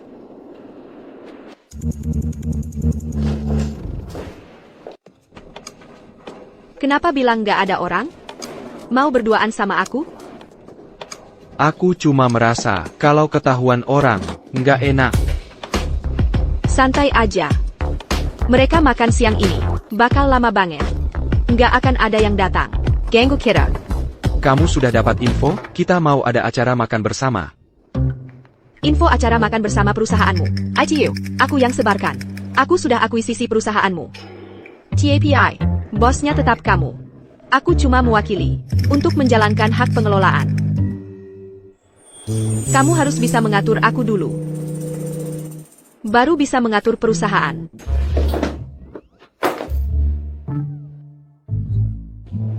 Apa ini? Kembalikan catatan itu. Catatan. Apakah ini sangat penting bagimu? Kalau kamu benar-benar dari kehidupan sebelumnya, dan cukup mengenaliku, seharusnya kamu tahu apa isinya. Xiao Yuer can? Ayah. Kamu berpisah dengannya sejak umur 6 tahun. Puluhan tahun tidak bertemu. Hanya karena canda masa kecil. Kamu mau terus menunggu untuk menikahinya? Kamu terobsesi melanjutkan jodoh kehidupan sebelumnya di dunia ini. Kalau aku terobsesi padanya karena jodoh masa kecil, apa salahnya? Kira memang orang yang sama. Jadi, aku lebih suka kamu. Tidakkah kamu merasa mengambil barang orang lain itu seru, kan? Shizu, keserakahan, kebencian, dan kebodohanmu ini agak parah ya. Tidak parah. Bagaimana bisa berlatih Buddha? Kita sama-sama seraka, benci dan bodoh. Pengji, bukannya kamu pergi makan? Pengzi apaan sih? Ini aku.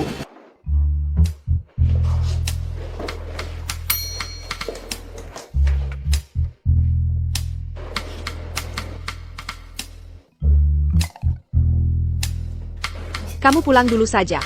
Aku masih ada yang mau dibicarakan berdua dengan Su Jing. Mau bicara berdua saja. Ingin tahu di kehidupan sebelumnya, bagaimana caramu menjadi CEO dengan aset 10 miliar? 7 tahun. Membuat seorang kurir pengantar makanan tumbuh menjadi CEO bayi. Bukannya ini agak terlalu mengada-ada? Ikut aku. Di kehidupan sebelumnya, jalur hidupmu berubah justru di sini. Terjadi perubahan di sini. Kuil Nanfo. Karena kamu terlalu mempercayai ayahmu. Jadi di kehidupan sebelumnya, datang ke sini, pilihanmu adalah menandatangani perjanjian sebagai penanggung jawab hukum. Barang yang kamu minta, sudah kubawa. Di telepon sudah kujelaskan padamu, dengan sangat jelas. Aku mau kamu datang ke grup Su untuk mengambil alih. Bapak, akhirnya Bapak mau mempercayaiku.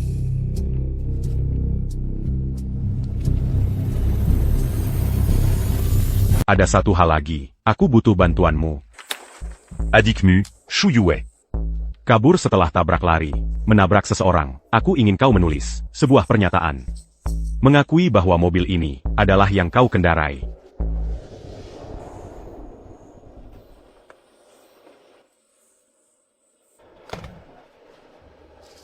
Ini. Aku pikirkan dulu di rumah. Tanda tangani saja, Su Jing. Bukannya kau sudah menunggu kesempatan ini? Ayahmu sekarang menyerahkan perusahaan. Kepala, kau juga tidak ingin dia kesulitan, bukan? Kak, aku mohon padamu, tanda tangani saja. Kak.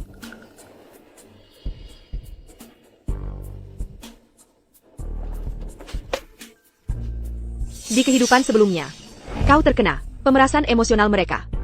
Menggantikan adikmu menanggung dosa. Mesak penjara 3 tahun. Karena itu, jalur hidupmu berbelok ke arah yang sangat berbeda.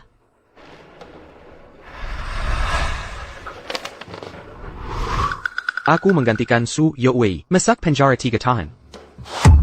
Mana mungkin aku sebodoh itu? Kalau kau bisa memikirkan hal ini, mereka pasti juga bisa. Jadi, ikut aku.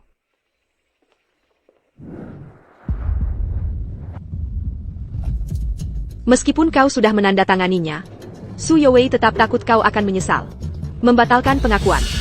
Lalu, dia membuat sebuah keputusan yang menjejakkan. Dia menyuruh orang menggunakan mobil yang menabrak itu untuk menyerangmu. Karena itu, kau tidak bisa lagi membatalkan pengakuan. Karena itu juga kakimu patah. Terpaksa masuk penjara 3 tahun.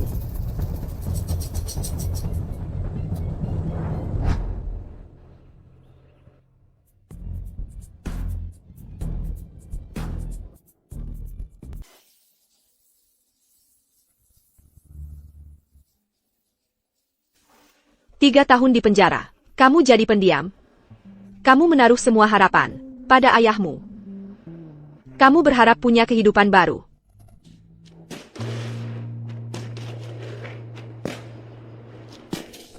Tapi hari kamu bebas.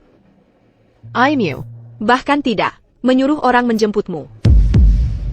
Kamu polosnya mengira dia lupa waktunya. Jing. Yang datang menjemputmu adalah 3 teman serumahmu yang kerja antar makanan. Mereka datang tepat waktu, menunggumu bebas. Mereka perkia. Kamu difitnah. Kamu tidak mungkin melakukan hal menabrak orang dengan mobil.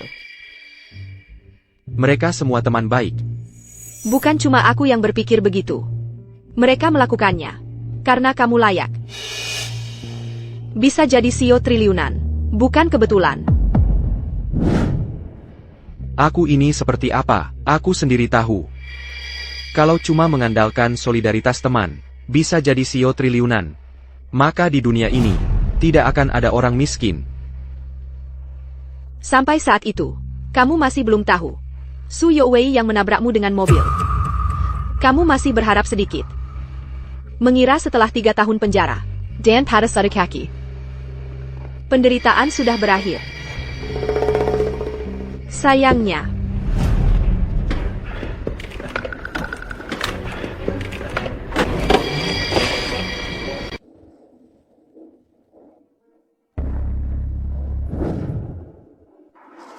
dengan semangat, kau pulang membawa 3 saudara, mengira bisa mengambil alih perusahaan, membangun karir.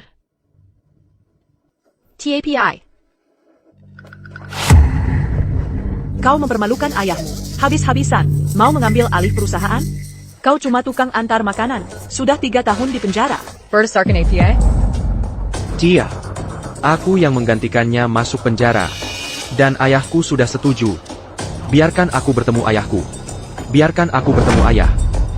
Kak Jing, apa maksudnya menggantikanku masuk penjara? Nyatanya, kau yang menabrak orang dengan mobil. Ayah tidak akan menemuimu. Pergilah kalian. Kau ngomong apa sih? Nyatanya, kau yang memfitnah Kak Jing. Jangan keterlaluan. Awas kehajar kau. Aku sangat takut. Su Jing, berani-beraninya membawa teman, mengancamku di rumah. Kau tunggu saja.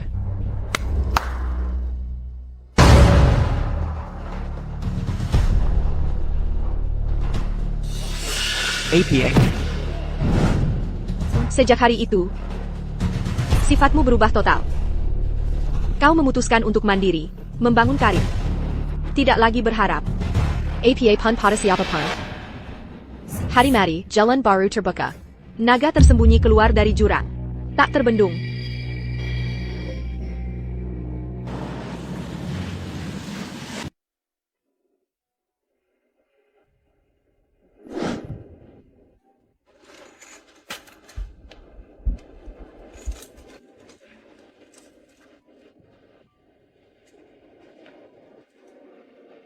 Bos, bawakan sebotol minuman keras. Di tahun pertama, kamu memutuskan untuk membuat beberapa penemuan penelitian dari tahun itu di pabrik, lalu menjualnya. Tapi kamu kekurangan modal awal untuk memulai. 3 saudara lelakimu, tanpa banyak bicara, menyerahkan semua tabungan dari 3 tahun kerja sebagai kurir padamu. Maka, perusahaan pertamamu pun berdiri. Perusahaan grosir barang Jingsheng.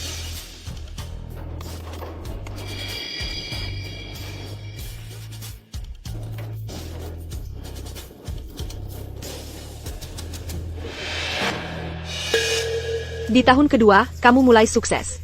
Membawa saudara-saudaramu menuju kehidupan sejahtera. Kamu mengandalkan kualitas produk yang bagus dan keberanian berjuang. Perusahaan Jingsheng Mulai dikenal orang. Kamu mengajak saudara-saudaramu ke sini untuk merayakannya.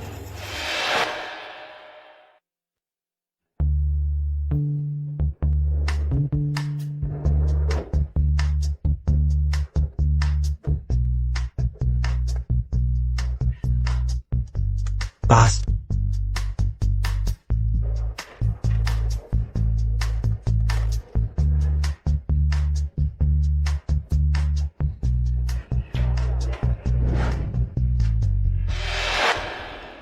Cara memulai bisnis seperti ini cukup mirip dengan yang kubayangkan. Membangun dari nol dengan 3 kurir bisa dibilang legendaris. Masa iya, Simada ITU? Tentu saja tidak. Ini baru aset jutaan. Ingin jadi presiden direktur miliaran? Pasti harus mengalami sedikit hambatan.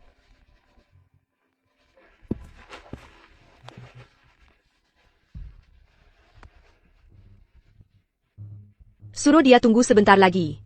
Aku segera kembali. Kamu lagi sibuk? Nggak penting. Bisa duduk di mobil, cerita ke kamu. Pengalaman hidupku yang dulu. Rasanya lumayan unik ya. Aku dengar kamu cerita masa depanku. Rasanya lebih unik lagi. Sebentar lagi selesai ceritanya. Tahun ketiga.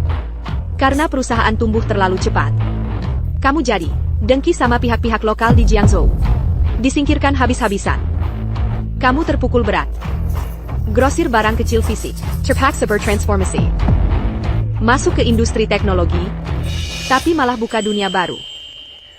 Semua penemuanmu, kamu patenkan. Laris manis di seluruh negeri. Aku masuk penjara 3 tahun, lalu habiskan 3 tahun buat usaha, total 6 tahun. Menurut ceritamu, 7 tahun kemudian, aku udah jadi CEO miliaran. Jadi, selanjutnya tinggal tahun terakhir. Iya benar. Bukannya kamu bilang, di kehidupan sebelumnya, kamu itu istriku? Terus kenapa selama ini, kamu nggak pernah muncul? Karena pertemuan kita adalah di tahun keempat yang paling penting.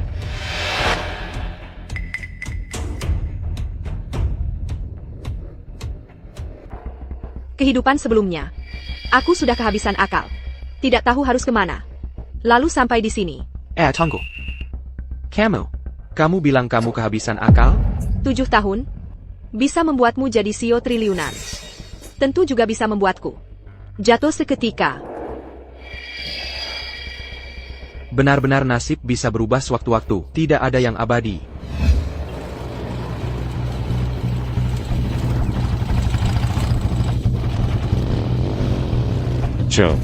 Sans dire rien. Woi, Bang Jago. Cewek ini nggak nanggepin kamu. Takutin aja.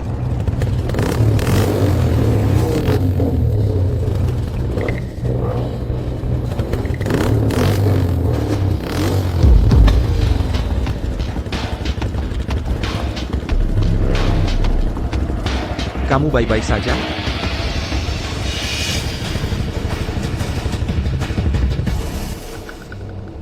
Cepat minggir.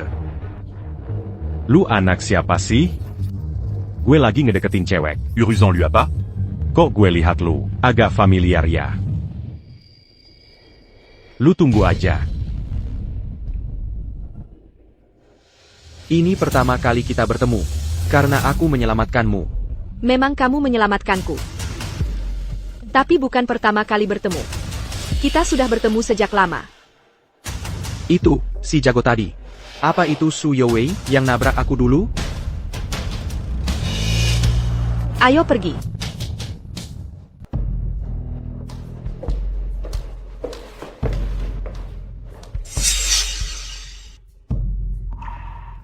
Ini tempat apa? Di kehidupan sebelumnya. Ini adalah tempat di mana kamu mengonsolidasikan seluruh wilayah Jiangzhou. Mengonsolidasikan wilayah Jiangzhou. Pada tahun ke-7, setelah kamu mengumpulkan dana besar, lewat penemuan teknologi, kamu menyapu bersih 5 keluarga besar di Jiangzhou. Dan mengadakan sebuah rapat. Di sini. Dalam rapat itu, kamu yang terakhir, kekuatan yang menargetkanmu, telah kamu berantas. Orang luar bilang kamu hijem dan tak berperasan, licik dan tak punya hati. Sejak itu, kamu dijuluki Fo Yejing. Selama ini, siapa yang terus mengganggu Yu Chaoqing? Maaf, FOY. Saya yang tidak tahu diri. Tidak seharusnya mengganggu. Oranda. Tutup matamu. FOY. Memperlakukan orang saya seperti ini. Tidak pantas. Kan? Wu Qingqin. 7 tahun lalu. Kamu pernah menerima uang dari Su Youwei dan menyusupi saya diam-diam. Menyusupi kamu. Diam-diam?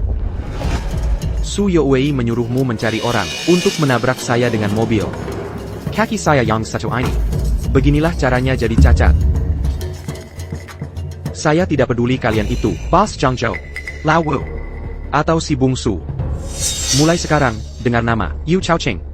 Tundukkan kepala dan jalani hidupmu.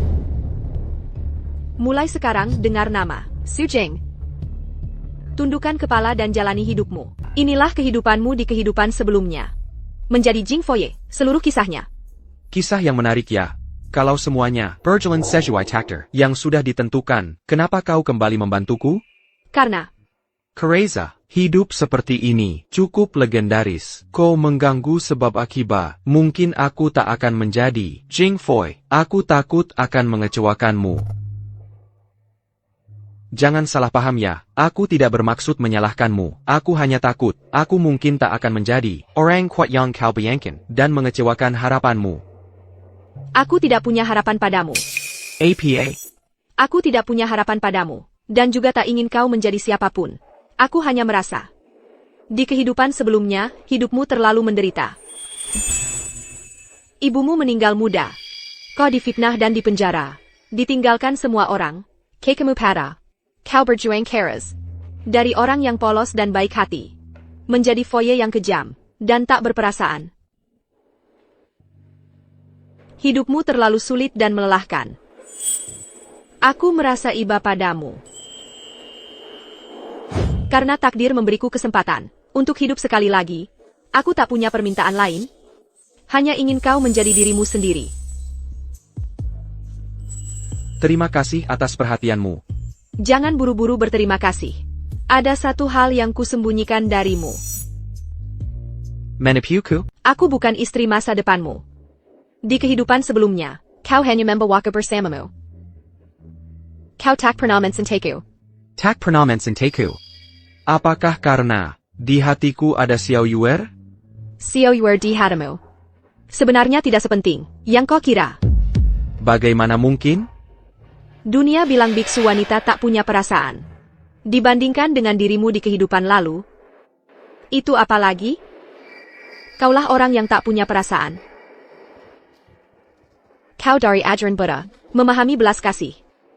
Itu artinya mengizinkan dirimu untuk tidak lagi berbelas kasih. Mengizinkan diri untuk tidak lagi berbelas kasih. Di kehidupan sebelumnya. Sinarmu terlalu menyilaukan. Kamu memperlakukan semua orang di sekitarmu sama reda. Terhadap siapapun. Kau selalu berjaga-jaga. Bagaimana mungkin? Kau memandang diriku yang begitu biasa ini? Kau sudah sangat hebat. Mungkin aku merasa, di kehidupan lalu, di hatiku ada Xiao Yuer. Bodoh. Xiao Yuer yang mana yunya? You, I can lot, I can sungge. Aduh, aku cuma penasaran. Sebenarnya, perubahan seperti APA yang kau alami. Hingga membuatmu, dari biksu wanita yang dihormati semua orang di Jiangzhou, biksu wanita, terpuruk menjadi seseorang yang perlu kulindungi?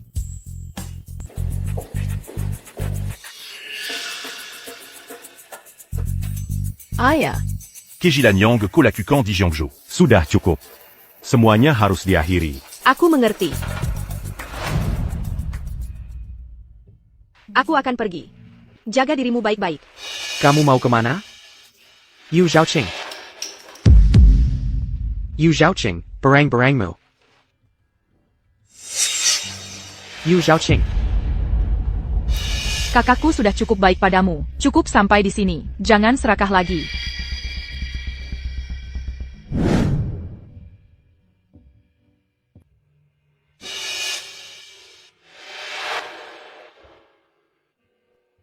Ikan kecil, namamu sulit sekali ditulis. Bodoh.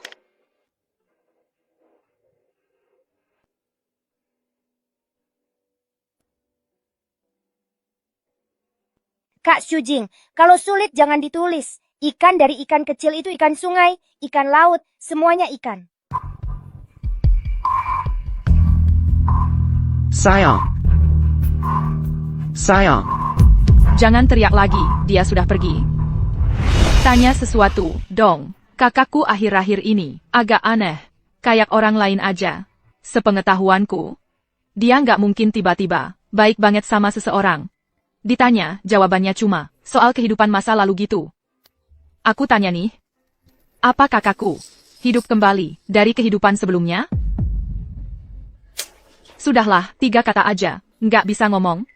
Siapapun kamu, jangan sampai bikin kakakku kecewa ya. Oh iya, satu lagi. Jangan berani-berani nyusul ya. Papaku nggak seperti aku, yang gampang diajak bicara. Awas kalau dia marah, bisa-bisa kamu dibunuh. Aku urus urusanku sendiri. Dasar apa dia mau bunuh aku? Dasar apa? Kakakku sudah memberikan Hotel Jingqing kepadamu. Ditambah 1 perusahaan teknologi, 1 perusahaan logistik, mobil mewah, rumah mewah. Saking banyaknya, kamu sudah lihat sendiri. Masa bilang nggak mau yang nggak mau? Lebih baik aku nggak usah. Semua barang-barang itu, aku bisa meraihnya dengan usahaku sendiri. Kakak Miu bilang, aku adalah suaminya di masa depan. Aku cuma mau dia. Calon suami. Kakakku memang suka padamu. TAPI.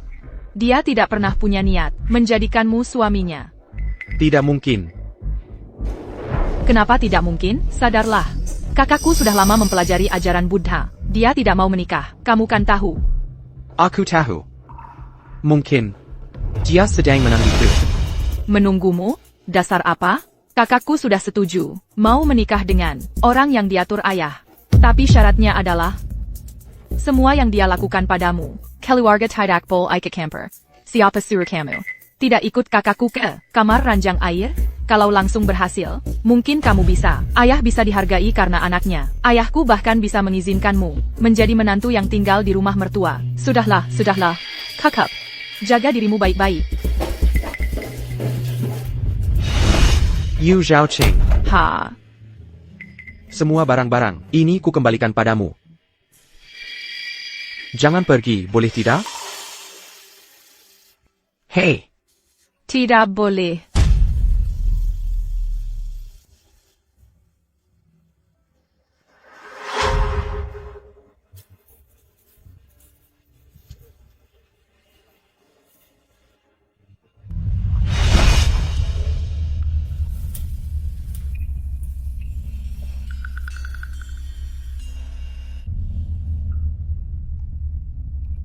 Zhao Qing, pengantin pria sudah datang. Sudah waktunya berdandan dan ganti baju. Aku sedang dalam masa pantang. Tidak mau menikah. Tidak mau menikah? Sejak kamu pulang ke rumah. Tahun pertama, kamu bilang mau berpuasa dan menjalankan aturan selama setahun. Tidak mau menikah. Accusez-tu jus? Tahun kedua, kamu bilang ajaran Buddha masih kurang setahun untuk sempurna. Menolak semua lamaran dari para bangsawan di ibu kota. Aku juga tahan. Sampai tahun ini, tahun ke-7.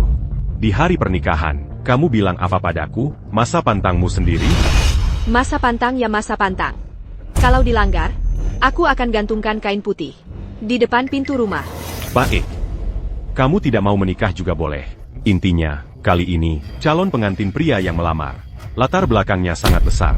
Sudahlah, kalau begitu biar adikmu yang menggantikanmu menikah. Tunggu. Adik sejak kecil memang tidak tertarik pada pria. Kamu menyuruhnya menikah untukku? Aku juga tidak bisa berbuat apa-apa. Aku un gars tu juta un lalu. Di Jiangzhou ada keluarga Su yang bisa menyuruh kakak menggantikan. Adik Mazuk Panjara. Kalo keluarga yu kami. Menyuruh adik menggantikan kakak menikah. Seharusnya tidak masalah, kan? Kamu seperti ini akan menghancurkan hidupnya. Aku tidak mau menikah. Aku tidak mau menikah. Kakak, lepaskan aku.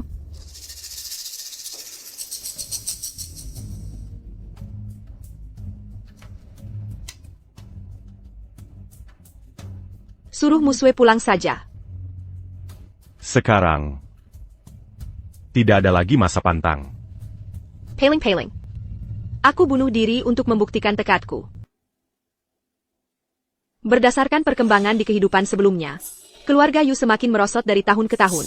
Ayah, untuk menunda keruntuhan yang akan segera terjadi, memaksaku menikah dengan seorang putra, keluarga terpandang di ibu kota yang berperilaku buruk. Aku tidak setuju. Di kehidupan ini, aku juga tidak setuju. Tapi perkembangan keluarga Yu justru semakin membaik. Kenapa? Zhao Qing, jangan buru-buru ganti baju dulu. Pergilia dulu. Calon pengantin prianya. Calon pengantin pria? Mungkinkah dia? Ayah, sekarang itu bukan urusanku. Aku pergi dulu. Jangan buru-buru. Kalau kakakmu tidak mau menikah, kamu yang harus menggantikannya. Ayah, aku tidak bisa menikah. Ayah pernah bilang, mengizinkanku untuk tetap lajang, seumur hidup. Itu tergantung kakakmu. Keluarga kita cuma punya 2 putri. Kalau kalian berdua tidak ada yang mau menikah, bagaimana dengan penerus keluarga?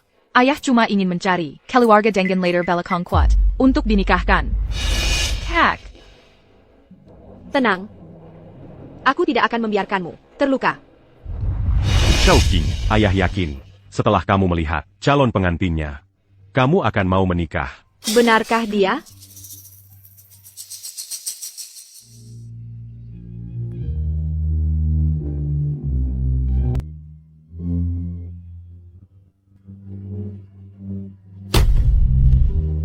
Ayah. Dialog Helen suaminya. Tidak bisa. Aku sama sekali tidak akan menikahi seorang.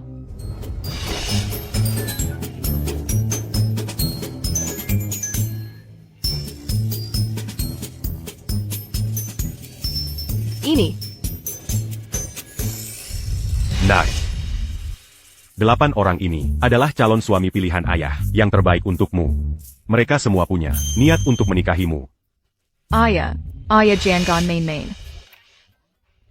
Dengan kualifikasi kakak, minimal harus 18 orang dong. 8 orang ini, meremehkan siapa nih? 8 saja sudah cukup. Kalau lebih, kakakmu malah bingung milihnya. Ayah, biasanya bapak selalu bertindak hati-hati dan bijaksana. Hari ini mau apa sih?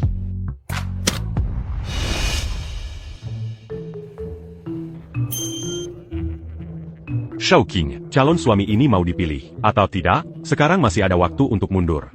Hai, Cakwing. Aturan aku belum dijelaskan. Kamu sudah buru-buru. Baik, aku tidak buru-buru. Ayah, silakan. Yang Pertama, Kamutidak boleh berkomunikasi dengan mereka. Tidak boleh menyentuh. Pengamatan hanya boleh. Dari jarak 2 meter. Itu mudah sekali. Kedua, yaitu, kamu hanya punya 3 kesempatan. Kalau yang ketiga sudah habis, dan kamu masih belum memilih suami idaman, maka kamu tidak ada kesempatan lagi. Lalu selanjutnya, ayah yang akan memilihkan untukmu. 3 kesempatan. 3 kali kesempatan sudah cukup banyak. Totalnya cuma 8 orang. Kamu sudah mendekati. C'est un gars polluant. Aku yakin kamu bisa memilih orang yang kamu inginkan. 3 kesempatan terlalu banyak. Aku cuma butuh 1 kesempatan. Jingqing Grand Hotel. Kartu hitam kamar waterbed. Kejadian 7 tahun yang lalu. Kamu masih ingat? Tapi, aku tidak akan memilihmu. Karena kamu cuma kedok. Tangganya. Tidak sehitam itu. Nona Yu memang hebat. Xiao Zaj. Sekarang sudah 7 tahun berlalu. Tangannya Jauh lebih hitam daripadaku. Hahaha. Kelihatannya kamu cuma nebak ya. Tapi, Shao King, kamu juga tidak perlu bertele-tele. Manganalizi penchant le bar. Setelah topeng dibuka, 1 kesempatan langsung hilang. Sekarang kamu masih punya 2 kesempatan. Langsung pilih orang yang ingin kamu pilih. Pilih ya pilih.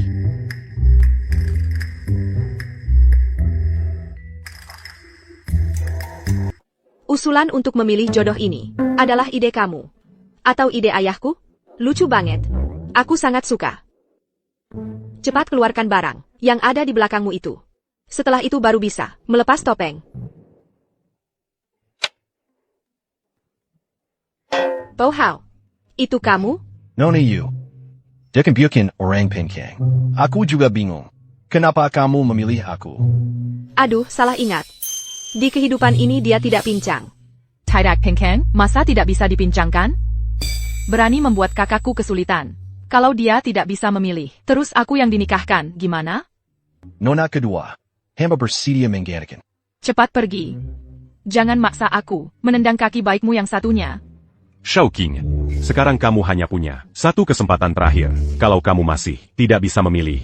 Jangan salahkan ayah. Kalau jadi tidak mazukakal. Sebenarnya, aku rasa kamu juga tidak sebegitu setianya. Baru 7 tahun tidak bertemu, kamu sudah hampir lupa. Sama dia. Kalau begitu, orang yang ada di balik topeng ini, orang yang sebenarnya. Pasti dia sangat kecewa. Aku bisa memilihnya. Pilih. Postur tubuh dan gaya rambutnya sama. Dan memakai topeng Ksatria Baja. Ayah, jangan-jangan di antara 8 orang ini tidak ada dia ya? Aku tidak tahu. Mungkin yang kamu hadapi sekarang adalah orang itu. Kalau sekarang kamu sampai minta tolong padaku untuk hal ini, Chao King, kemana perginya kepercayaan dirimu? Aku tanya kamu. Karakter Yu dalam ikan kecil ditulisnya gimana? Kamu orangnya. Nona Yu, mana aku tahu cara nulis karakter Yu? Aku nggak lulus SD, langsung jadi kurir. Kamu.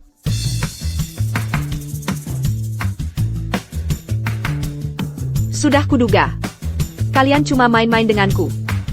Muksu. Sepertinya, kakakmu hari ini tidak akan bisa menikah. Tidak ada yang memuaskannya.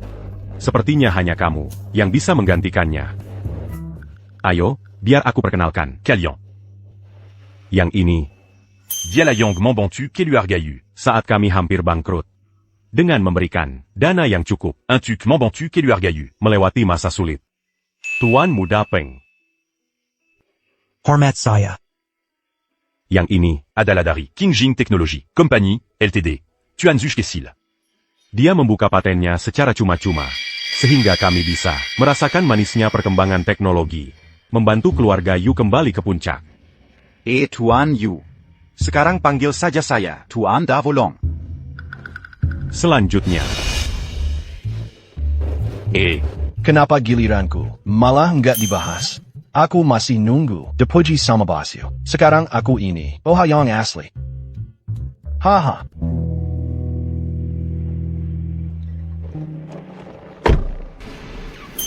Menyetir.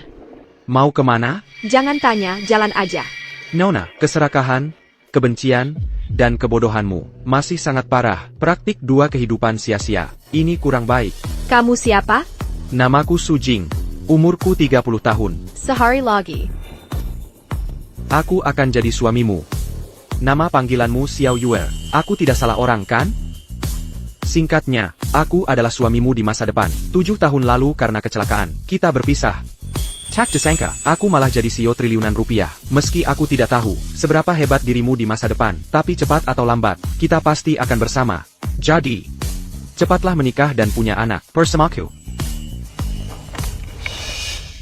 Ini kamar ranjang air di hotelku. Saat ini belum gaya favoritku. Mungkin setelah dicoba bersamamu, aku akan suka. Aku tidak mau mencobanya bersamamu. Masa bisa begitu? Ayahmu hari ini sudah menyalahkanmu, adikmu membujukmu, main permainan ciuman. Dan kamu sudah terpaksa menyetujuinya. Lagi pula, aku bisa menyetir, aku tunggu di luar. Kamu tahu aku akan kabur karena marah. Buddha bilang kita punya jodoh di kehidupan sebelumnya. Kalau 1/4 jam lagi, kamu tidak kabur karena marah, maka aku anggap jodoh di kehidupan ini habis.